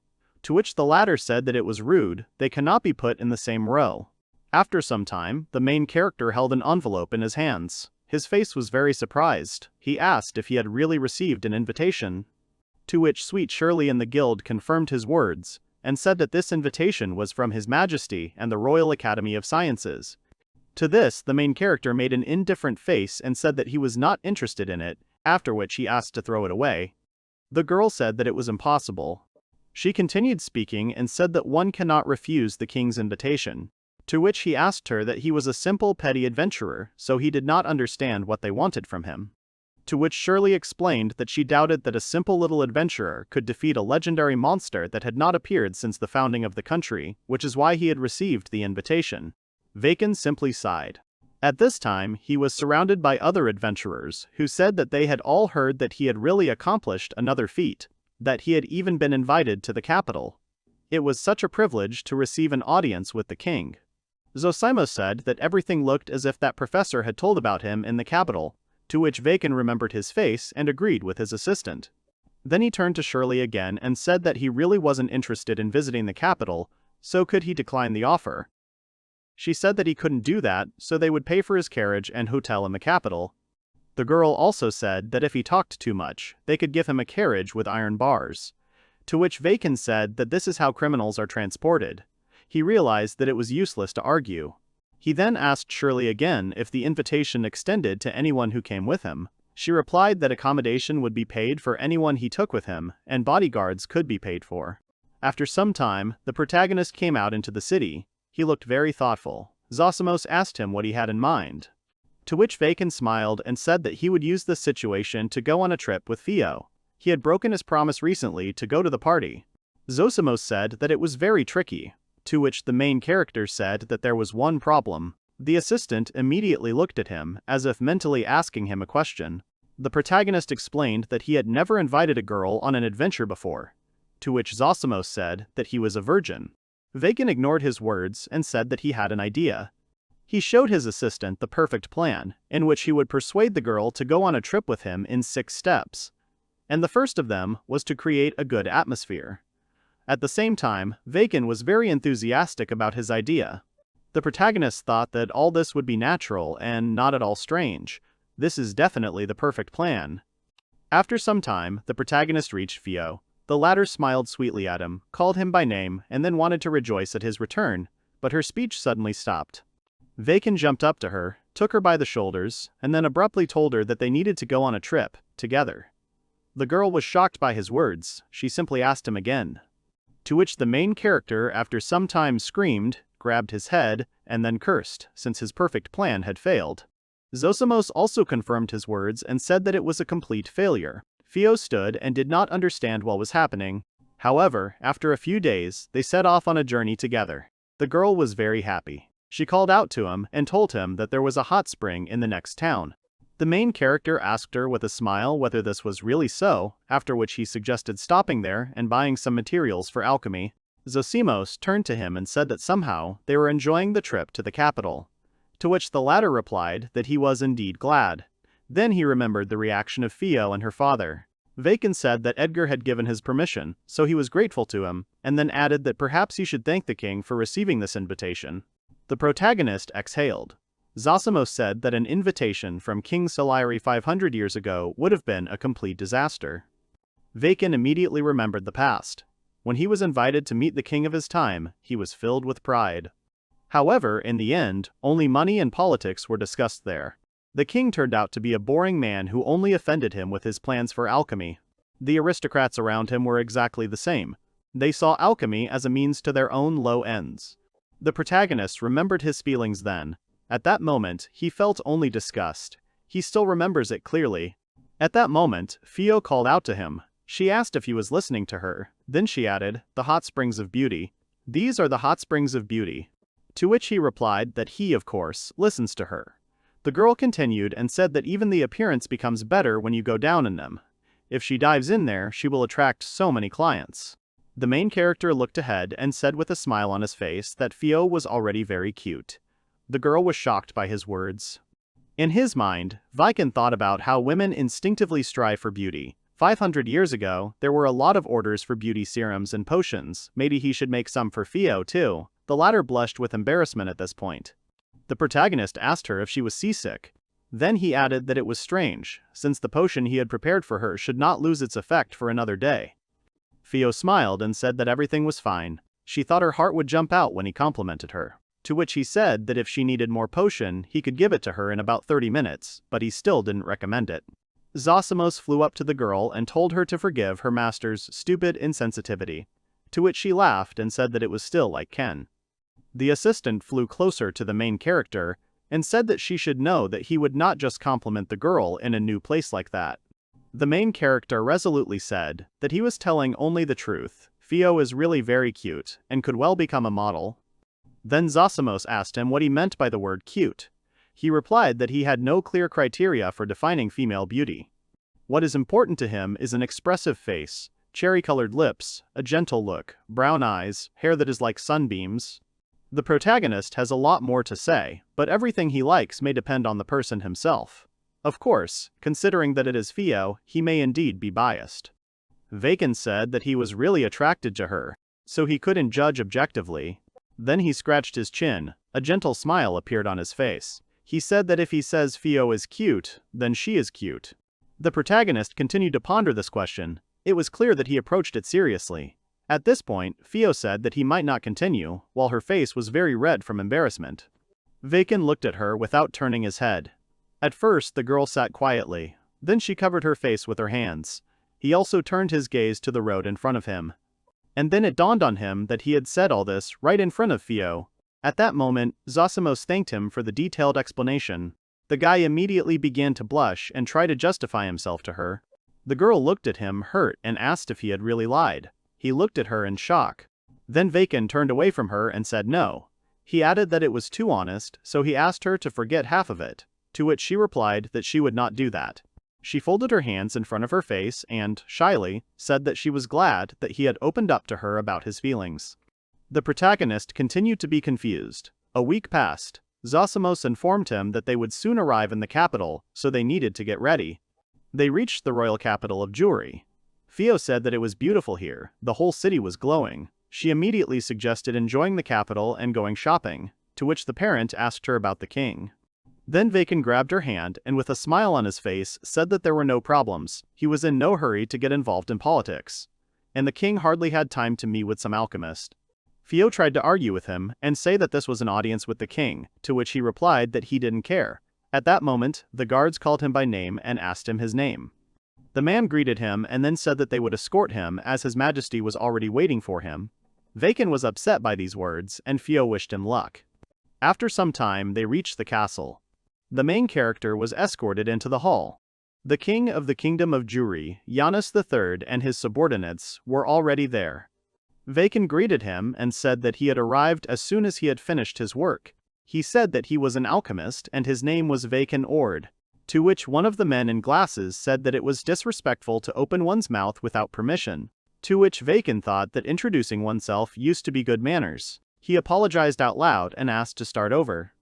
Then the king, without taking his eyes off him, asked if it was true that he had easily defeated the legendary monster, to which Vayken replied that this was absolutely not the case. He thought to himself that the monster was not legendary at all, but a completely ordinary one that appears due to a certain pattern. Then the king asked him if this was a rumor. To this, the main character explained that, unfortunately, he lives in a remote village and he does not know what they are talking about in the city. At this moment, one of the king's subordinates loudly asked what kind of disrespect this was. In the presence of the king, he does not even kneel, and even answers with an arrogant smile. Vayken wondered if etiquette had changed again. He said out loud that he came from the village and didn't really know etiquette. If he had been warned in advance, he would have at least prepared. A moment later, the main character drops to the floor, to his knees. After which he asked if everything was okay now. All his subordinates looked at him in shock. The guy asked what he wanted from him. Vayken added that if he had any requests, he could contact the Adventurers Guild. They would also determine the payment for his services. The king said that he had heard that the protagonist made and sold magic potions, and then asked what potions he could make. He replied that he could make many, and asked what exactly he needed. After that, Vayken looked up at the king. The king was also looking at him, and at that moment, the guy asked about maybe needing a potion for hair loss. The king got very angry at these words, after which the main character was put in prison. He ended up behind bars. Zosimo said that it was a complete failure. He hoped that his master would be executed quickly. To which Vayken said that he was in no hurry to die, he was simply Kriento-oriented. He immediately understood what people had problems with. The protagonist asked the assistant if he would come back for him to order the potion, to which the latter replied that it would happen in about 3 days, presumably, but it was not a fact that he would be released. Vayken said that he didn't want to sit there, so he suggested that he leave. Zosimos asked how he was going to escape. The guy asked if a quick transfer would work. He answered negatively.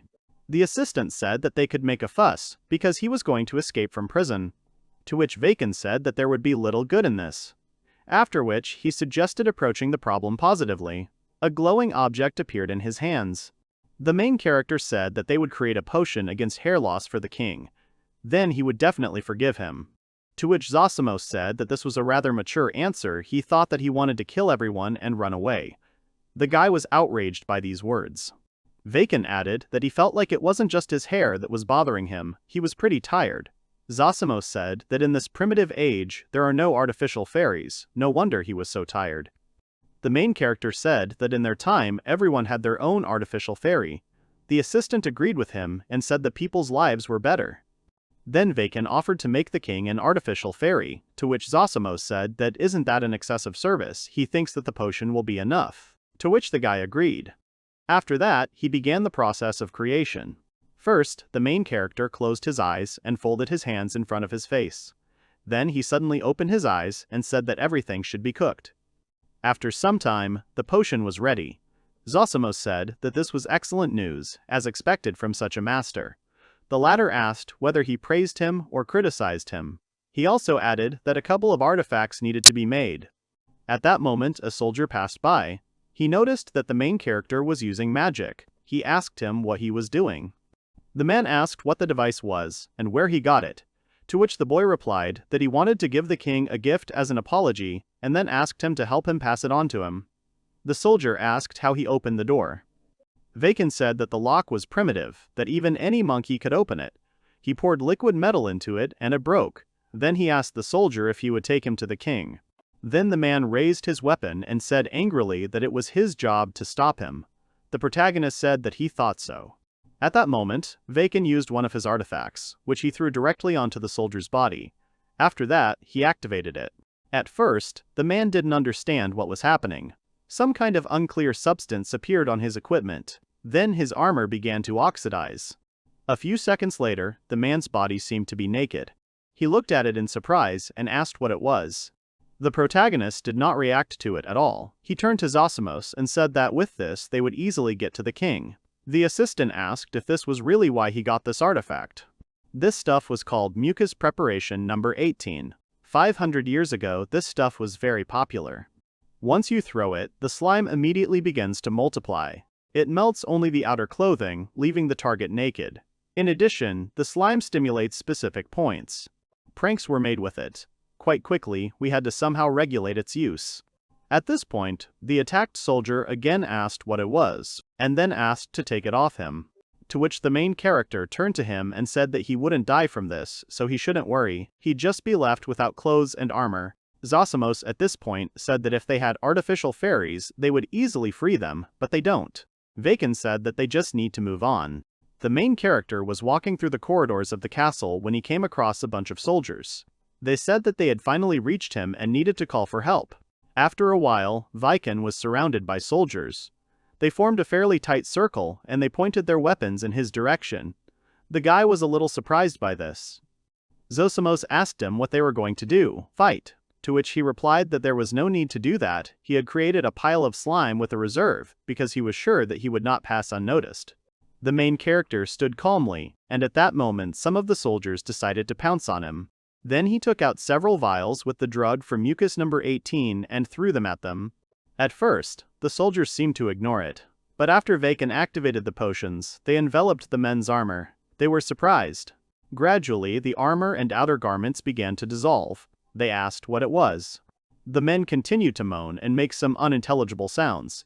They finally saw that the slime was dissolving their clothes and asked about it out loud. Strange sounds continued to be emitted in the castle corridor, but no one reacted to them in any way. After some time, all the men lay prostrate at the protagonist's feet. He only glanced at them slightly.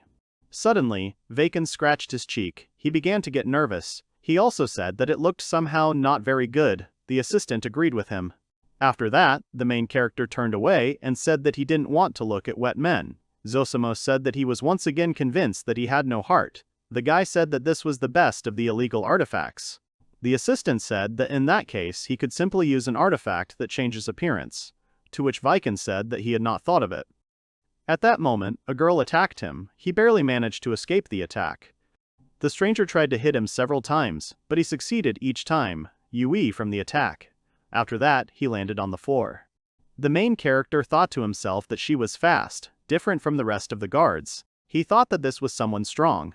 The girl said that she found him, calling him by name. The stranger had a sword in her hands. She said that she had received an official decision to execute him, so he needed to get ready. The main character raised his hands up in front of him. He hesitated and said that he hadn't hurt anyone yet. To which the girl did not react at all. She only slightly changed her position and told him to prepare for death. It turns out that her name was Princess Guardian Maya Fonte. Vayken tried to explain himself to her. He asked to listen to him and explained that he just wanted to talk to the king. But she didn't let him finish his speech. She immediately attacked him furiously. He managed to dodge the attack at the last moment. The girl said that she would not allow him to approach the king. To which Vayken tried to explain to her that he had medicine for the man. Then Maya asked if he really wanted to poison him, calling him a villain. The protagonist dodged another blow. He landed on bent legs, after which he decisively said that she was one of those who did not listen. Vayken tried to argue with her and explained that he just wanted the king to enjoy life, to which she responded that he was clearly distributing illegal substances. He asked her again in shock. Maya Fonte said that he was dodging her attacks, which meant he was definitely not a simple person. To which he responded that he was just an ordinary alchemist. Zosimos asked if he should use the artifacts, to which he replied that he could do without them for now. The assistant asked why he was doing this, since the girl was fighting seriously. Vayken agreed, but hesitated with his answer. The main character began to say that if he were to fight seriously, she would be offended, and it was unlikely that she would recover so easily after defeat. The guy also added that he didn't want to use force. Otherwise, what impression would he make on the king? Maya clearly didn't like that. The main character continued to say that she was a girl, and you can't do that with the weaker sex. The girl was almost grinding her teeth in anger. Her anger reached a certain point. She shouted at him that he was a bad person, and then asked if he underestimated her. The main character was shocked that she had really heard him. Maya was screaming that she would execute him, that she would cut his head off. The guy thought that now she would definitely not listen to him. At that moment, the girl rushed towards him and dealt him a very strong blow. However, he was a little exhausted, but his condition was normal. Maya looked at him and thought that she had hit him with all her strength, and he was still alive. Zosamos said that he had to use a weapon, to which he replied that everything was fine, he was defending himself, not attacking. The assistant said that this was a strange rule. Zosamos said that he really had to defend himself, so maybe it was time to give in and use the rest of the artifacts, but the guy responded that he would like to avoid further combat. He thought to himself that he could use this. In his head, he was already imagining how the potion would affect Maya. His face turned slightly red. At that moment, his assistant called out to him and said that he thought he was thinking about something bad. He asked him to shut up, because there was nothing wrong with that. While he was having a dialogue with Zosamos, the girl attacked him again. She said that during the fight you can't get distracted. He managed to escape the attack literally at the last moment. At one point she managed to knock him off balance, causing him to fall. She said that he was caught. As he fell, Vayken threw a vial of potion at her. She cut it, but it still hit the target. After a few moments, her armor began to dissolve along with her clothes. She was shocked and asked what it was. The protagonist cursed a little when he saw the picture that appeared before him. Zosamos said that, of course, this was not what he wanted. This was clearly said sarcastically. Maya Fonte continued to struggle with everything. She had almost no clothes left, but she said that it was a rather lustful thing, after which she asked if he really thought he could defeat her like that. The main character said that he was not going to defeat her. She broke the test tube herself. She asked him to shut up and rushed towards him. Suddenly, she felt something. Vayken told her that she better not twitch too much. She again asked him to shut up, and then added that it would not stop her. However, with each step she became more uncomfortable. The guy said that it was all because she was moving so much. If she calmed down, then she would feel better, as would the other guards. Maya Fonte said that she now understands where all the guards went. She asked not to underestimate her, because she is a princess guardian. The girl tried to do different things and techniques. She said that no matter what happened, she would protect the king's life. However, even her strength was exhausted. Zosamos said that it was surprising, not many people can resist the slime, to which the main character agreed that she was a strong girl. At that moment, Vayken said that even a person like her had a limit. He approached her. After that, he poked her lightly on the forehead. Her eyes widened very much. It was all because the mucus increased her sensitivity. The main character said that no matter how she restrained herself, her whole body was now very susceptible to external influences. Zosamos told him that he was a real devil, to which the guy replied that he could look at her a little longer. Then the assistant was silent for a moment, and then asked if he should really tell Theo about this. The main character immediately remembered the girl and froze. After that, Vayken sharply told him that he had to leave here. Zosamos said that he has more than 60 words in his dictionary that can be used to describe him now. The guy asked not to say anything. After some time, they left the castle. The main character said that, surprisingly, they got out easily, to which the assistant said that if the castle had been ready for the attacks of a bad person, they would have withstood. Zosamos said that both the captain of the royal guard and even the prime minister were still writhing with pleasure. At this point, the protagonist said that he at least managed to give the potion to the king, and he had already disabled the activation code for the slime drug. It can be assumed that everything is fine. After that, Vayken said that now was the time to return to Theo, since they were already late, to which the assistant said that he was always good at ignoring responsibility. After some time they reached the Hotel Tuesday. Theo smiled at them and greeted them. She asked how everything went, to which the main character smiled sweetly at her and said that, of course, everything went without any problems at all. The girl asked him how he was in the castle, to which he went into his thoughts and remembered all the events that had happened. After that, the guy came out of his thoughts. He started scratching his face from nerves. He said that he was nervous, so he didn't remember everything well. The main character thought that the king looked too much like a king. She laughed and asked what was strange about that. Vayken changed the subject and suggested they go shopping instead, after which he apologized for making her wait. She suggested that he rest a little, as he looked tired. The main character smiled warmly at her and said that everything was fine. If he was with her, the tiredness would disappear. The girl was embarrassed again. Her face turned red. She even started to tremble. Vayken didn't understand what was happening. At that moment Zosamos said that it was good.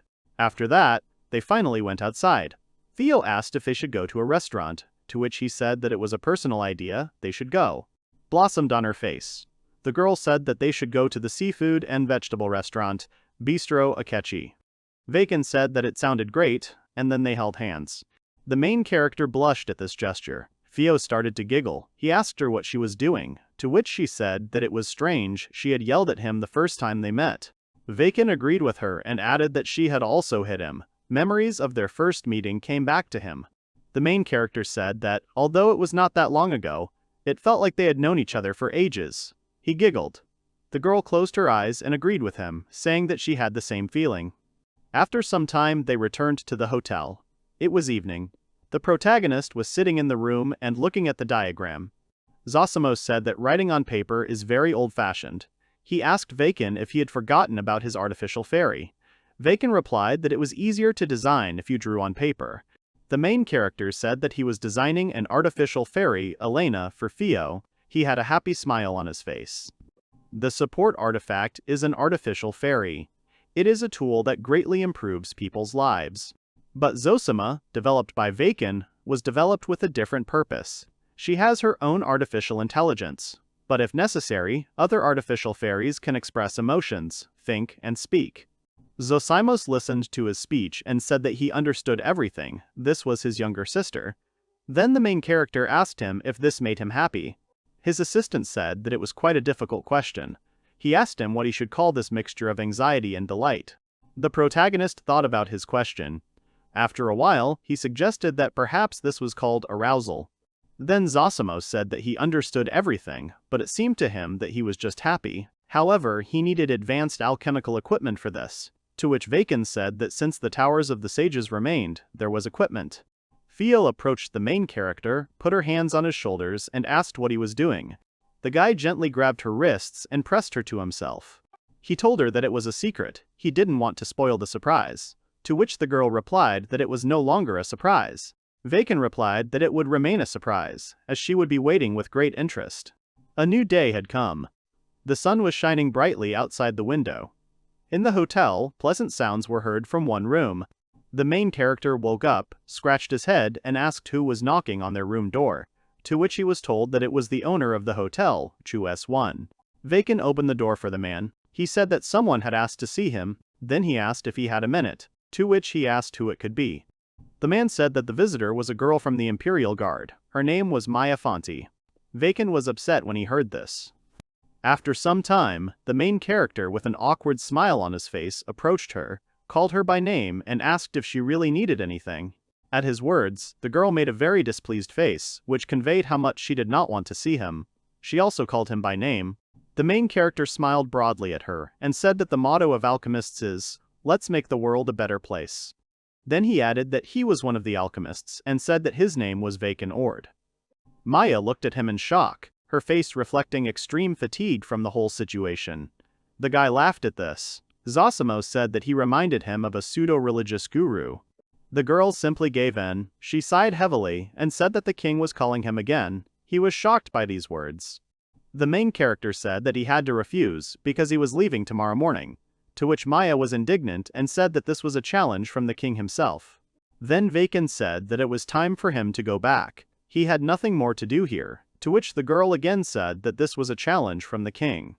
The protagonist thought to himself that she was clearly not going to listen to him. Out loud, he said that he was a careless person in general. Suddenly he would say something again, and they would throw him in prison again. To which the girl immediately remembered how he had treated her. Her face turned red. She said that she didn't want to come here either, but she had to bring him to the castle. Then Maya Fonti said that thanks to the potion that the main character prepared for the king, the latter decided to hush up what he had done in the castle. Vayken said that no formalities were needed for the potion, but if you really needed it, you could just say thank you. The girl answered negatively and added that he should come to the castle tomorrow morning. The main character thought that this was all a tyranny. He hated the people in power. He said out loud that he would come. Maya Fonti turned to leave the room. Arna said that they were expecting him tomorrow. He should come.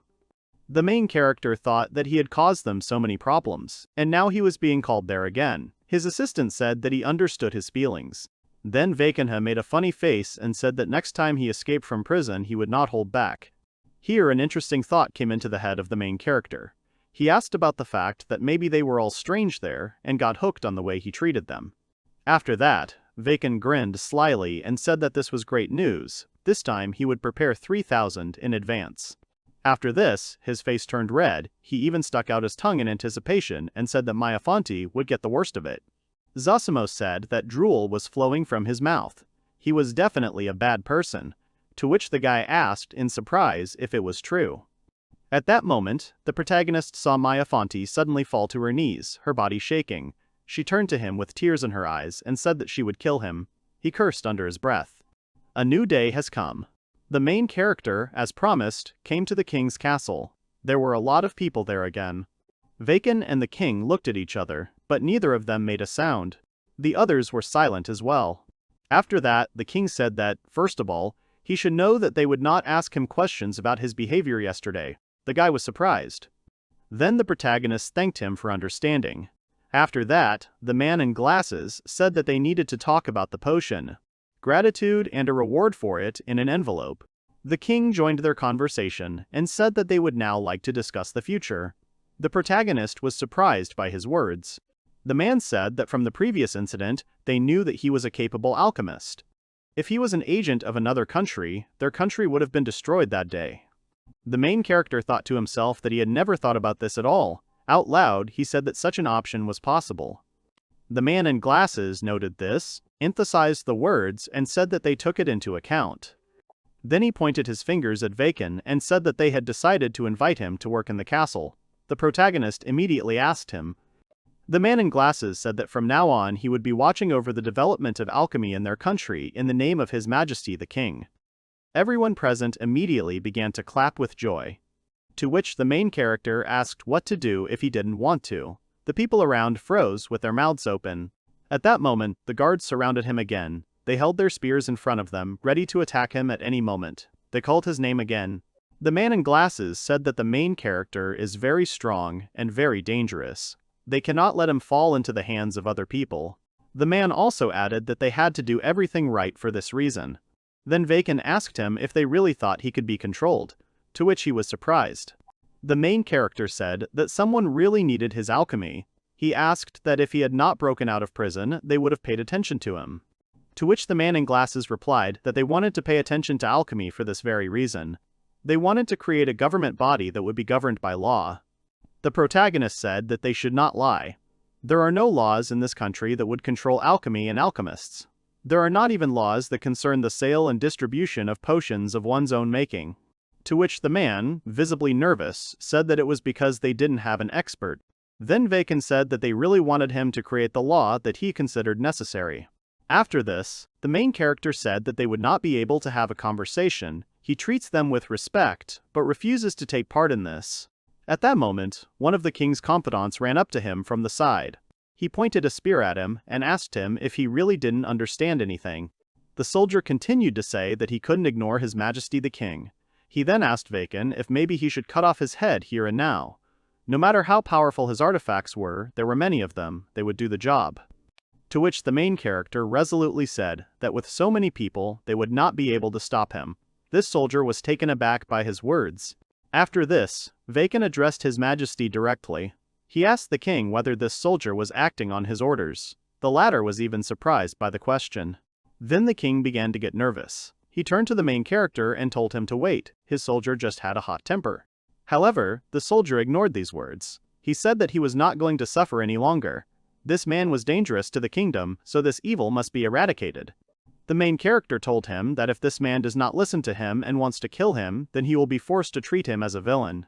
Vayken also added and said that the soldier was clearly much angrier than him. The latter really got very angry at his words. The man immediately told the protagonist that he was a bad person, after which he swung a weapon at him. At that moment, the guy used the activation again. So, on the body of this soldier there appeared a slime, which also began to dissolve his clothes and armor. The man did not understand what it was and what was happening at all. The protagonist explained that this was a drug made from mucus number 18. There was nothing to worry about, the soldier would just not be able to move for a while, but he probably knew that himself. The soldiers, watching this, were shocked. One of them angrily shouted that he had started doing it again. At the same time, the clothes on the first soldier's body almost completely disappeared. He could only make strange sounds, which clearly confused the other guards. The protagonist rose from his knees. He closed his eyes and said in a calm voice that they were no different from bandits. They decided everything with bad actions. After that, Vayken turned around. He said that their conversation was over, so he was leaving. The king tried to stop him, calling his name. The protagonist did not turn around at the sound of his voice. He simply told the man to control the people around him. The guy also said that alchemy brings people closer to a happy future. It cannot be used for one's own selfish purposes. The king became nervous from his words. However, there was a feeling that he understood something for himself. Zosamos asked if he could remove the drug from the guard commander's Gertie, to which Vayken said that let him lie down a little longer, he definitely will not die. A week later, they returned home and immediately headed to the Dancing Duck Inn. Fio smiled and told her father that they were home. The man immediately approached them, greeted them with a smile on his face, and then asked how their trip went. To which Fio said that it was a lot of fun. They bought a lot of souvenirs. The man asked to show them. At this time, Vayken asked him how he managed here without his daughter. He answered that China helped him. The last one greeted him. It was the same girl who was locked in the mirror dimension. The protagonist immediately remembered scenes from the past when he saved her. He said out loud that he was glad that everything was fine with her health. To which the girl smiled and thanked him, after which she added that she was already as fit as a fiddle. Vayken said that he was happy for her. Fio also thanked the girl for helping her dad. China said that there was no need for gratitude, plus they definitely needed to rest for now, since they had just arrived. Fio said that she definitely would not refuse such an offer, after which she took the protagonist by the hand and said that they would go and drink tea in the room upstairs. Here, Vayken and the girl realized something. Dad was also looking at them strangely at this time. He asked what had happened. Had they really become so close? When had they managed to do it at all? To which Fio carefully turned around and said that he had definitely imagined it. China came to their aid and said that it was quite logical because they had just returned from a trip. The man agreed with her. Vayken exhaled. However, he immediately jumped up to the main character and said that when they drink together, he will definitely tell him everything. The guy was shocked by his words. The protagonist turned red. He was tense because of the whole situation. The only way out for him was to simply agree. After some time, Vayken and the man found themselves in a bar. There were glasses with drinks in front of them. While his dad was talking to him, the guy was thinking that he would feel bad again tomorrow morning. The next morning, the hero felt tired and hungover. He sat holding his head. His face was pale. The artificial village reminded him that the owner had drunk 3 times more than was allowed. The young man replied that he remembered it. However, he did not regret it at all, because the night of drinking with Edgar was worth it. They were able to spend a good time together at last. The system commented that it would never understand when a person puts fleeting pleasure above health. Ken pointed to the crates of bottles and said that he had had time to not only have fun, but also to work. He had made several crates of the potion. The fairy reproachfully noted that even when drunk, the alchemist could create magical drinks. The hero added that they had also worked a little in the workshop, and soon he would be able to prepare even more. Suddenly Maya appeared in front of him. She came to the guy with a request. The young man understood what exactly the princess, who knelt before him on one knee, wanted from him. He asked what she was doing in such a remote place.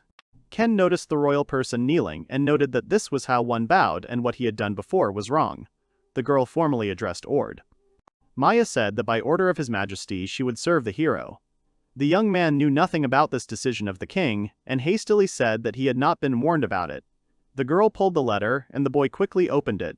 He read that the king wanted to apologize for his arrogant ignorance, so to show his sincerity, he decided to send his daughter to Ken. His Majesty wrote, "Maya is an excellent knight. Besides, the girl was educated, so she could be useful to him." Jean hoped that Ken would eventually be able to love Juri. That was the end of the letter. After reading, the young man had no choice but to ask the princess to return home. Maya was indignant. The boy explained that he did not want to have anything to do with the royal family. The girl said that she could not return to the castle.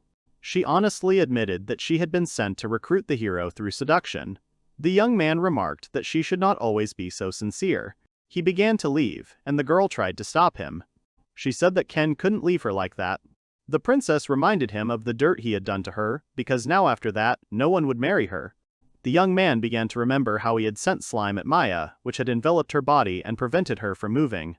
He apologized for this and remembered that the king had called the girl his daughter.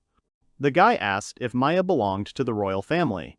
The girl explained that she was a child of a concubine, so many in the palace did not accept her. She added that this was why the decision was made to send her as a sacrifice. Ken asked not to talk about the plan to seduce him as a ritual murder. He said that he had already made his decision. The young man had already accepted the apology and was even ready to help if necessary, but he did not need an assistant. He asked the girl to return home. Maya was not going to back down.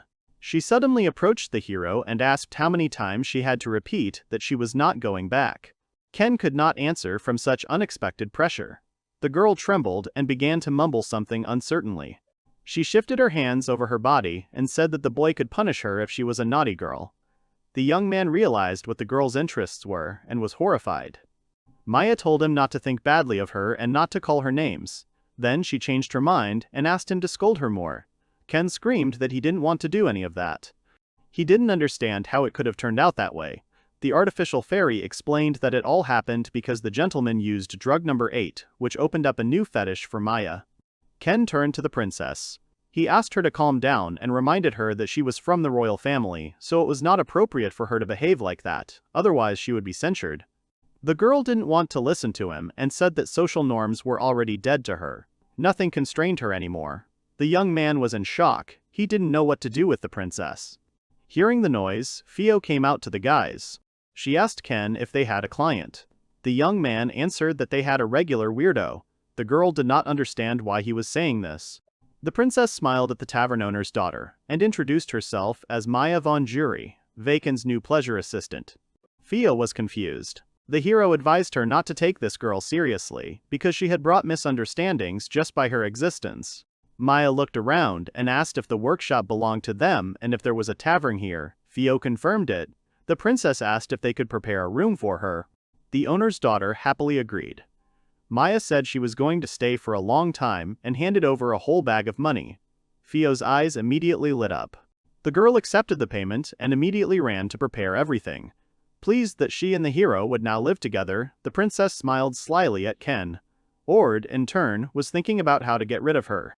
10 days had passed since the princess had moved into the dancing duck.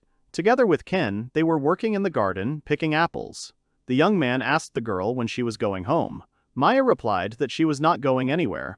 She reminded him that she wasn't so useless because she helped him collect alchemical materials.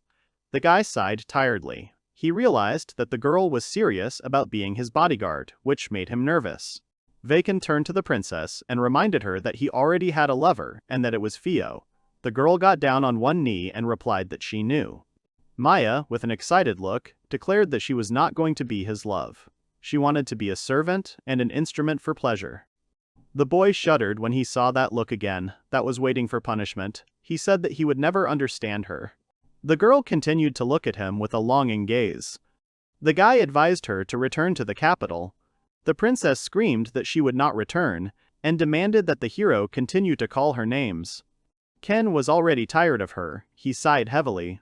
Maya noticed that lately, all Mr. Vayken has been doing is collecting herbs and fulfilling orders for healing potions. She asked if he wasn't going to hunt monsters and conquer the labyrinth. She thought she would be much more useful if he gave her the opportunity to use her sword skills. The hero looked thoughtfully at the fruit in his hand. He replied that he couldn't do that because of it. Ken asked her what would happen if she, as a princess, got hurt when she was near him. From such words filled with care, Maya's body was in debt. Her face turned red and her mouth was filled with strong. She muttered that the gentleman had suddenly become so kind. The hero, on the contrary, was irritated by this reaction. However, Ken really wanted to do something. He thought about going into the labyrinth. The girl immediately lit up. She said that she would go there with the hero, but he was categorically against it. The princess asked why he wouldn't let her.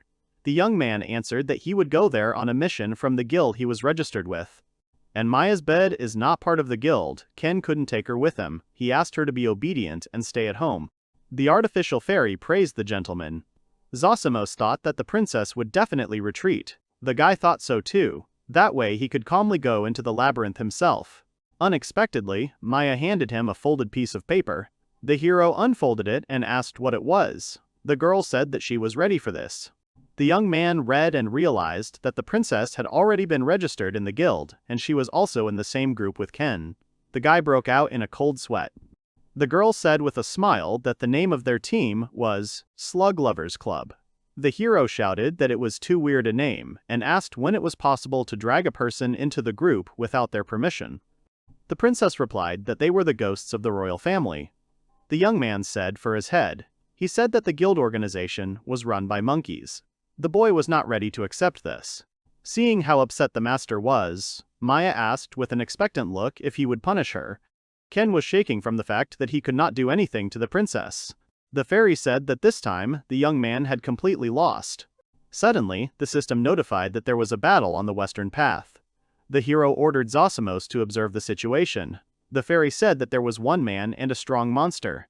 The young man did not understand how such a creature could be in a place where there were usually few monsters, and it was relatively safe. The hero activated his powers and said that they were coming their way. Ken handed the bottle to Maya and told her to drink it. The girl asked what it was. The alchemist replied that it was a speed potion that allowed her to run about 10 meters in 10 seconds. The young man gave one bottle to the princess and one to himself. Before drinking, he said that the purpose of alchemy is to help people. Ken advised them to hurry. He told Zosimos to lead them along the shortest route.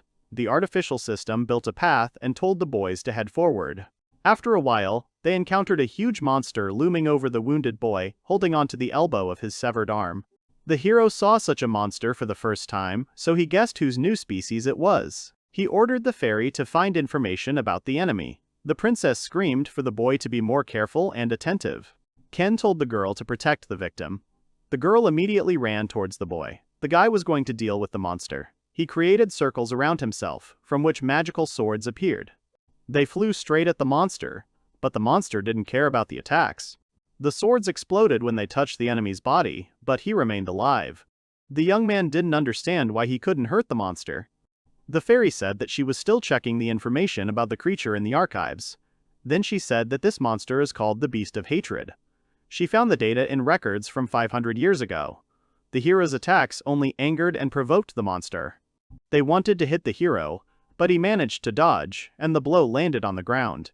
Ken screamed that it was impossible that he didn't know about this monster, because he had learned the entire archive. The creature continued to strike from all sides. The guy noted that if it weren't for the speed potion he drank, he would already be dead. Ken needed something more powerful. He was going to attack the enemy until he found his weakness. The young man created magical blades of all the elements that flew in the air around him. He threw the discs at the monster, who defended himself with fury. With his long and strong arms, he broke the hero's blades. The young man continued to throw them. The monster didn't give in. While the monster was distracted, the boy took out the alchemist's staff and jumped, swinging it. He was going to destroy the enemy with one blow. Ken hit the monster and cut it in half. Although the boy had won, he knew he should study this type of monster. Suddenly, Maya's worried voice distracted him. The young man approached her. The girl was sitting next to the boy's body. The princess said they were late. The boy did not move, and his eyes were closed. Ken sat down next to the body and advised the girl not to take her eyes off it. He said that he would now show her what future real alchemy could lead to. A magic disc formed in the hero's hands. Various artifacts appeared around the alchemist. A large cup grew in front of him, into which he threw the magical items. After that, the artifacts seemed to dissolve in the cup, and the hero rescued them. He attached the magical items to the disc he held in his hand. A stone appeared from it, and the young man pulled it out. Ken raised his hands up. His power and the artifacts merged together, and the hero enclosed them in a small ball. Without touching it directly, the boy used magic to squeeze a drop out of the stone, which fell right on the boy's head. After that, a light shone around him, and the boy came to life. He opened his eyes and looked around in surprise. Maya and Ken were glad to know that the boy was okay. After some time, the heroes were riding horses through the forest. The princess was amazed and impressed by Mr. Vayken's alchemy. The young man thanked her and said that now she could return home and tell the king about the possibilities of magic. Maya confidently said that she would stay by his side. She wanted him to help people.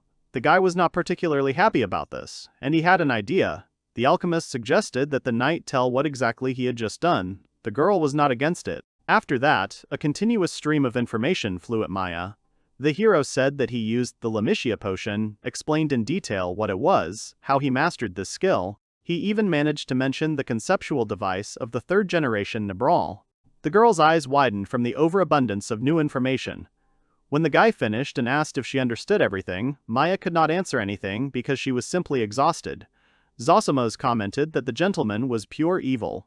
The young man noted with a sly smile that this was not yet for the level of a knight. However, during the time he spent with Maya, he realized that she, being a member of the royal family, worked for the people.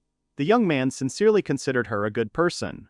He understood that His Majesty had his own goals and points of view that the hero might not understand or accept, but Ken believed that thanks to Maya, he decided to give this country a chance.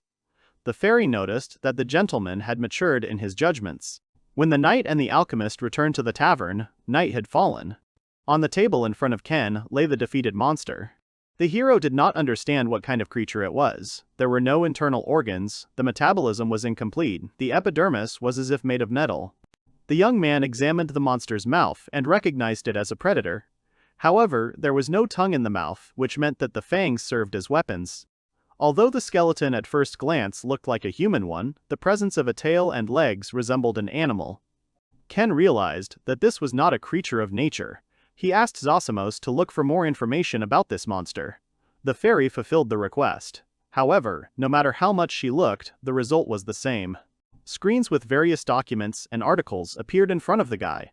Zosimos paid attention to the information from the sage of the Modus dynasty, although it was vague but accurate. The hero read it and asked what the fairy thought about it. Everything he saw and read seemed strange to him. Ken noticed that since the first appearance of the monster, there was no more information about it. He came to the conclusion that the monster could be the reason for the fall of the Modus dynasty. The fairy reminded him that this was just a guess. They needed to know more about the monster's history. Suddenly, someone knocked on the door. The princess came to him. The girl said that she had already reported the monster to the palace and found out that they had some records about him. This is what the hero needed. He asked if he could look at them.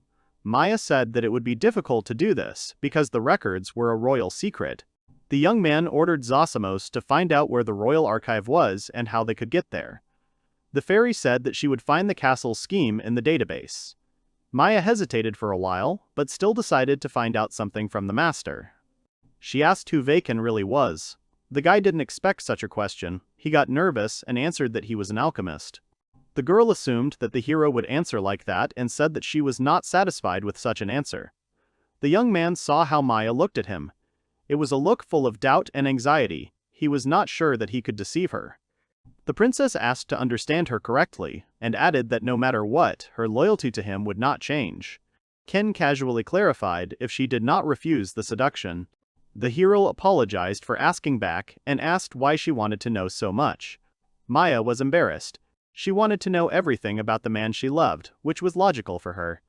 The alchemist did not expect to hear a confession from the knight. He glanced at the fairy and whispered what he should do. Zosimos said that the gentleman was behaving pathetically. Suddenly, Maya turned to the magical creature. The girl asked why she looked like that and what artificial fairy meant. Zosimos answered that she was Vayken's assistant, who was a type of artifact. The young man mentally noted that the fairy had acted quite cunningly and cleverly. Maya hesitantly said that she had guessed about it. It was the hero's turn to confess. Feeling this, he objected, saying that he hadn't even really told his beloved anything about himself. The girl was interested and pleased.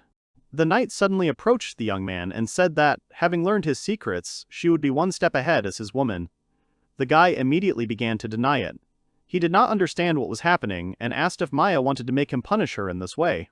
The princess said that when her father treated her mother terribly, she thought that she would never love a man. However, as soon as she met the gentleman, love overtook her. Finally, the girl sighed and asked for forgiveness. She said everything she wanted, so she was going to leave. Before leaving, Maya asked him to forget everything. She confessed that she just wanted to be honest with her loved one, that's all. Such honesty and sincerity made the hero change his mind. He stopped the princess. Ken said he couldn't give details, but admitted that he had indeed been reborn. The princess looked at the young man in surprise. The hero's gaze became serious and sad at the same time. Ken said that he was a man from the time of the Modus dynasty, and he was an alchemist who lived 500 years ago. Meanwhile, Terrasque sat on the cold mountain. Resentment towards Ken filled him. However, despite this, he recognized the truth of the hero. Terrasque agreed that alchemists strive to create a bright future, but he wanted the young man to remember something. The boy's face twisted with anger and bitterness. His eyes became dark. He was going to remind Vayken of all his sins. When Maya learned the truth that the gentleman had been reborn, she asked again in surprise. The young man confirmed and said that due to certain circumstances he had slept for 500 years, and although he looked young, he was actually 40. The girl agreed, noting that Ken was quite calm for his age. Now the princess knew his true identity. The guy asked if she felt better. The fairy flew up to her master. She asked if the gentleman was sure of what he was doing. He did not understand what Zosimos was talking about, because she did not stop him. Maya, having realized everything, smiled. She was glad that Ken opened up to her and thanked him. The young man nodded. He caught himself thinking that perhaps he needed someone to just listen to him. The alchemist admitted to the knight that he too felt better and expressed gratitude. At that moment, Maya's true nature broke the atmosphere and came out. She asked if this secret was now between the two of them. Ken hesitantly replied that she had a duty to keep it. Looking at the princess, the guy asked where her serious attitude had gone. The girl insisted on something else. She asked if he could date someone since his real age was 40 years old. The young man corrected her a little. He said that in his previous life he had not yet turned 40, so now he was somewhere in his 30s. This news made Maya's nose bleed. The guy didn't understand why the girl reacted that way, and then called her behavior unacceptable. The knight asked to scold her even more. A few days later, when everyone was ready, Ken said he wanted to visit his hometown, which surprised everyone. The hero explained that he wanted to work outside the village, so he decided to visit his city at the same time. Theo and Maya approached the young man and said enthusiastically that they would go with him. The boy tried to convince them, saying that the road would be long and dangerous. The artificial fairy supported the owner and added that they would meet monsters on the way. Theo admitted that she wanted to see the place where her beloved lived. Ken understood her feelings and thought about it. The young man knew that Maya would be able to stand up for herself, but he was not sure about Theo. Suddenly, Zosimos got ahead of the master and agreed to take the girl on a journey. Ken did not expect this. Theo was happy and hugged the fairy. The hero mentally grumbled at Zosimos, who should help him and not take away his girl's love. The boy had no choice but to turn to Edgar for help. The man laughed and said that the boy was old enough to want to go home. He asked Ken to take the girls with him. Edgar asked to greet his parents on his behalf. The boy froze at such words. The hero could not tell them the truth. His parents were long dead, but for Theo, this was a great opportunity to see Midas. The young man wanted his beloved to have a chance to know the real him. Watching the girl play with the artificial fairy, Ken was filled with doubts. He was not sure if Theo would accept him after learning the truth, because modern people might perceive him as a living dead. Maya told Fia that they would go to the market first thing tomorrow and prepare for the trip. The girl was happy with this plan. The hero looked thoughtfully at the knight. He thought that perhaps with the help of the princess they could have a good time. Maya noticed the gentleman looking at her and blushed. She jumped up and down in delight. Ken finally agreed to take the girls with him with a smile. Theo admitted that she was curious to know what her lover's hometown would be like. Their journey lasted 3 days. When the heroes finally reached the place, the artificial fairy reported that they had arrived. However, there was a wasteland in front of them. The girls did not understand anything. Maya asked Zosimos if she was sure that they were in the right place. The fairy answered that the city was underground. Zosimos lit up. The ground beneath the heroes trembled. The fairy opened access to the emergency evacuation exit. When the extra stones and buildings collapsed, the guys saw the only stone entrance in front of them. Inside, a spiral staircase was waiting for them, leading downwards. The young man began to descend first, after which the girls joined him. The fairy made excuses that they wanted to make an elevator, but nothing worked out. The hero replied that it was better than the Rex. Zosimos agreed with the owner and reported that so far, no problems with the ventilation system or lighting have been found. Theo asked her lover where they were going. The hero explained that they were heading to the ruins of the city of Modus. The girl clarified that weren't they heading to his hometown? The young man replied that he would have to explain for a long time, adding that Modus was undoubtedly his hometown. Candles lit up in the corridor, and illuminating the boys with light, they opened up a view of the city, which was destroyed. Ken greeted the girls in the city of Modus. Maya said that the cityscape, which seemed to be painted in gold and silver, took her breath away. The guy noted that everything did not look so majestic, since many things had collapsed. Theo looked at Modus with a smile. She admitted that she considered this city unreal and fabulous. The young man heard this. He approached her and asked again. The girl told that their people have a famous fairy tale, the golden town of Modus. Ken asked the fairy about this, but she did not know about it. Zosimos asked Fio to tell them the story. The artificial fairy was going to record the narrator's voice and save it in an archive. The girl admitted that she would be embarrassed. Zosimos explained that she would play the recording every night, like a bedtime story, which Fio did not mind. She began to tell. Long ago, Dill was a young man in a village whose younger sister was very sick. He worked every day to buy medicine, but the girl was getting worse and worse. So, the boy decided to take her to the golden city of Modus, to the wizards that a traveler had once told him about. He knew that in exchange for help, people needed treasures and submission. However, none of the alchemists agreed to help the young man, all because he did not bring enough money and treasures. Although the wizards already lived surrounded by untold riches, they wanted more gold and silver. The boy was confused. He didn't know what to do. The young man was left on the street with his sick sister in his arms. When he despaired, one person noticed him. When he heard the young man out, he only grinned. However, his face was kinder than any wizard in the city. The man extended his hand and said that the boy was lucky to have met him. As soon as the alchemist said this, he immediately waved his wand and cast a spell on the poor girl. Her body began to glow. She immediately felt completely healthy. The girl could jump and run again. She felt much better. Then the young man thanked the wizard and asked why he had been so kind to them. He removed the hood of his robe before answering. The alchemist smiled and replied that it was important for him to always be kind to people. After that, he turned into the wind and disappeared. The sister and brother were grateful to him and decided to follow his life principle. When Fio finished telling the story, everything became clear to the fairy and the hero. The girl added at the end that it was a famous fairy tale that everyone in Jewry knew. She was surprised that Ken did not know about it. He hesitantly agreed. Zosimos suddenly said that the wizard from the story was the master. Fio did not understand what she meant and asked how Ken could be connected to the story. The artificial fairy took away that the boy was the wizard. She told that in this distorted city of gold and silver, greed flourished and good people were rare. The young man approached his beloved and apologized to her for not telling her anything. Fio still didn't understand what he was talking about. The guy confessed that he was a man who lived 500 years ago. Seeing the question in the girl's eyes, Ken explained that he was born a long time ago. Unexpectedly for the young man, Fio, on the contrary, beamed. For her, it was astonishing. Now she understood why her beloved knew so much. Noticing that Maya was not surprised, the girl asked if the princess already knew about this secret. She boasted that she had been told about it faster than Fio. The girl pouted and said that she envied her. She asked if the princess and Ken had been close lately. The guy said that although it sounded implausible, he was on Fio's side. The hero asked his beloved if the new information about him did not repel her. After all, he was 500 years older than her. Fio smiled tenderly and said that she did not care, because her kin always remains the same. She came closer and touched her forehead to the young man's. The girl admitted that she was surprised to learn that her young man turned out to be a wizard from a fairy tale, but because of this she loved the story even more. Maya watched the couple with a smile and seemed to be waiting for something. The artificial fairy drew the gentleman's attention to this. She asked if he would hug her too. The young man replied that there was no need for that. He explained what exactly the girl was experiencing. She felt like a pathetic knight who was being neglected, which she enjoyed.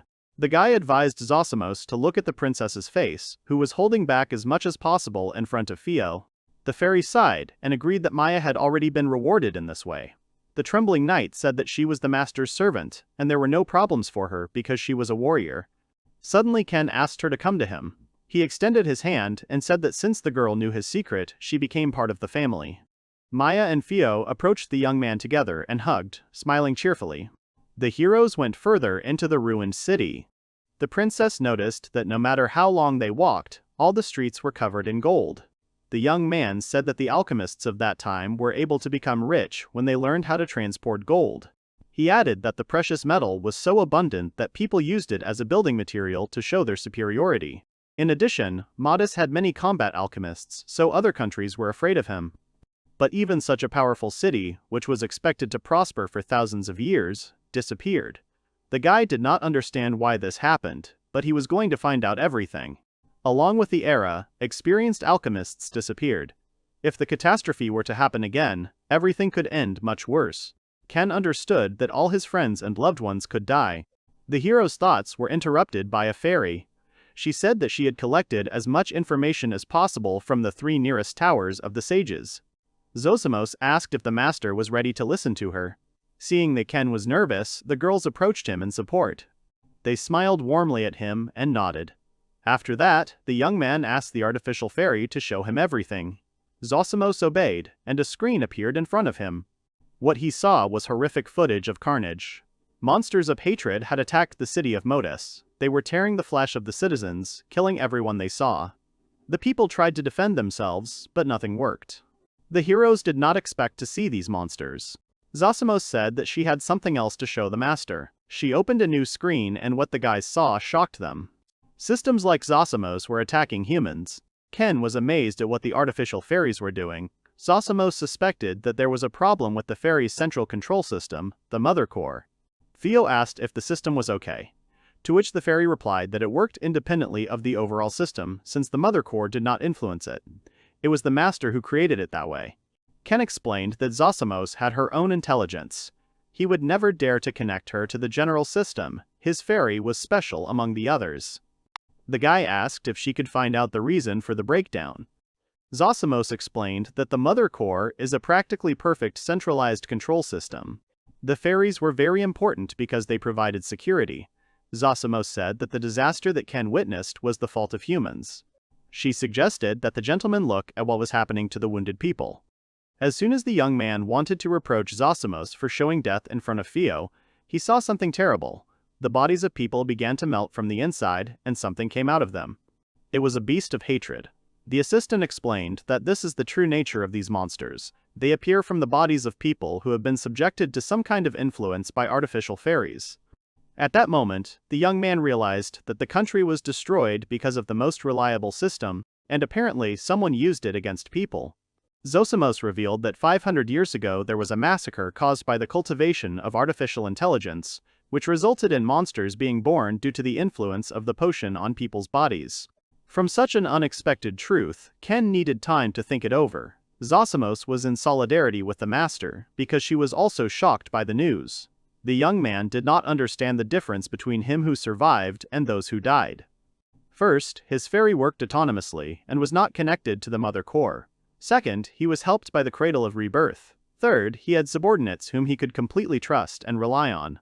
The guy thought about what could have happened in the laboratory on the day of the disaster. He was lucky that his artifact was hidden deep underground, which is why he was able to find himself in the future. The hero believed that he could have prevented the nightmare if he had woken up. However, he did not have time. Ken was reborn 500 years after the terrible events. The young man trembled at the thought that he had not been able to provide the terrible chain of events. Seeing the guy overwhelmed with emotion, the girls became worried. They sat down next to their friend and tried to convince him that he was not guilty of anything. Suddenly, a screen opened in front of the young man. The artificial fairy reported that she had found something else that could be important for the master. In an instant, his team appeared in front of him. They greeted their boss.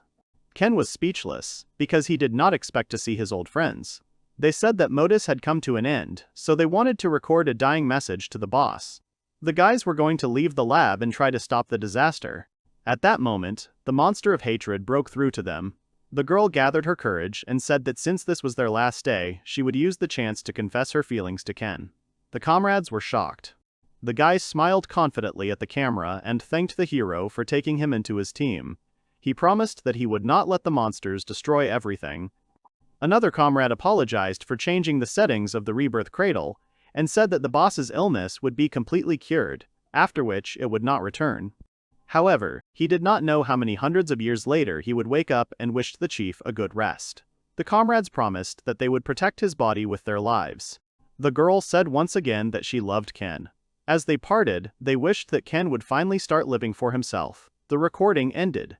Tears welled up in Phil's eyes. She said that her lover's friends were good people. The young man agreed with her. They were the companions he had been missing. The master ordered Zosimos to break into the black boxes of each alchemy laboratory and collect all information about the Mother Core and the monsters.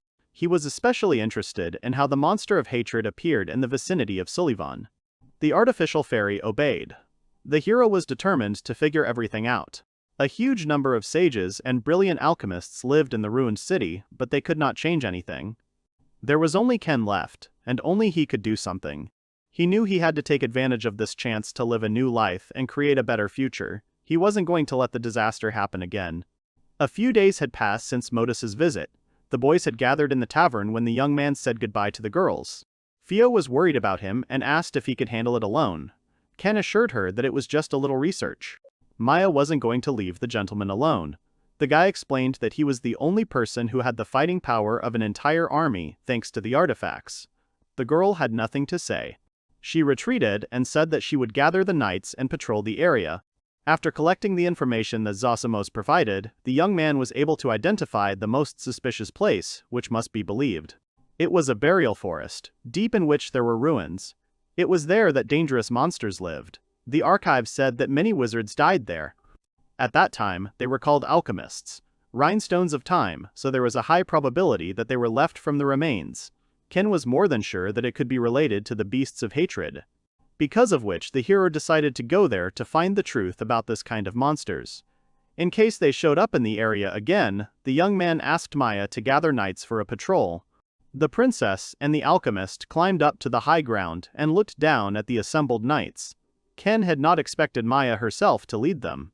The girl replied that if it was for the people, then it was for the country. She said that if the gentleman realized that it was dangerous there, he should come back. The guy asked her not to worry about him, and added that he could protect himself. The young man was worried that nothing would happen near the city. The princess said that she was ready to give her life if necessary. The hero turned sharply to her and said that she must survive, because she was dear to him. The girl was delighted to be scolded and told that Ken cared about her at the same time. The young man repeated that he did not want the princess to get hurt and said that if there was danger, she would take Theo and run away. Remembering his former comrades who had given their lives for the safety of the boss, he bitterly asked Maya not to take on too much. The girl did not understand the reason for such words. The boy asked if he could complain. The princess didn't mind. He admitted that he didn't want to be alone and didn't want any of them to get hurt. The girl replied that she understood him. The boy said he was scared. Ken didn't want it to happen again because he had already lost a lot and didn't want to lose even more. Maya said that if the gentleman could live happily and create a wonderful future, his comrades would be happy. Ken was surprised by this thought, and then muttered that she might be right. The princess came closer to him and added that he was capable of great things, but he forgot himself. She leaned over and kissed him on the forehead. The girl told the young man to definitely return to them, because even the princess herself kissed him. Finally, she asked him not to tell Theo about this.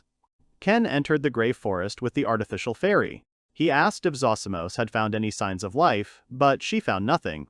An hour had passed since they had entered the forest. The hero felt that the atmosphere had become noticeably heavier. Zosimos had said that they might encounter broken artificial fairies, so they had better be careful.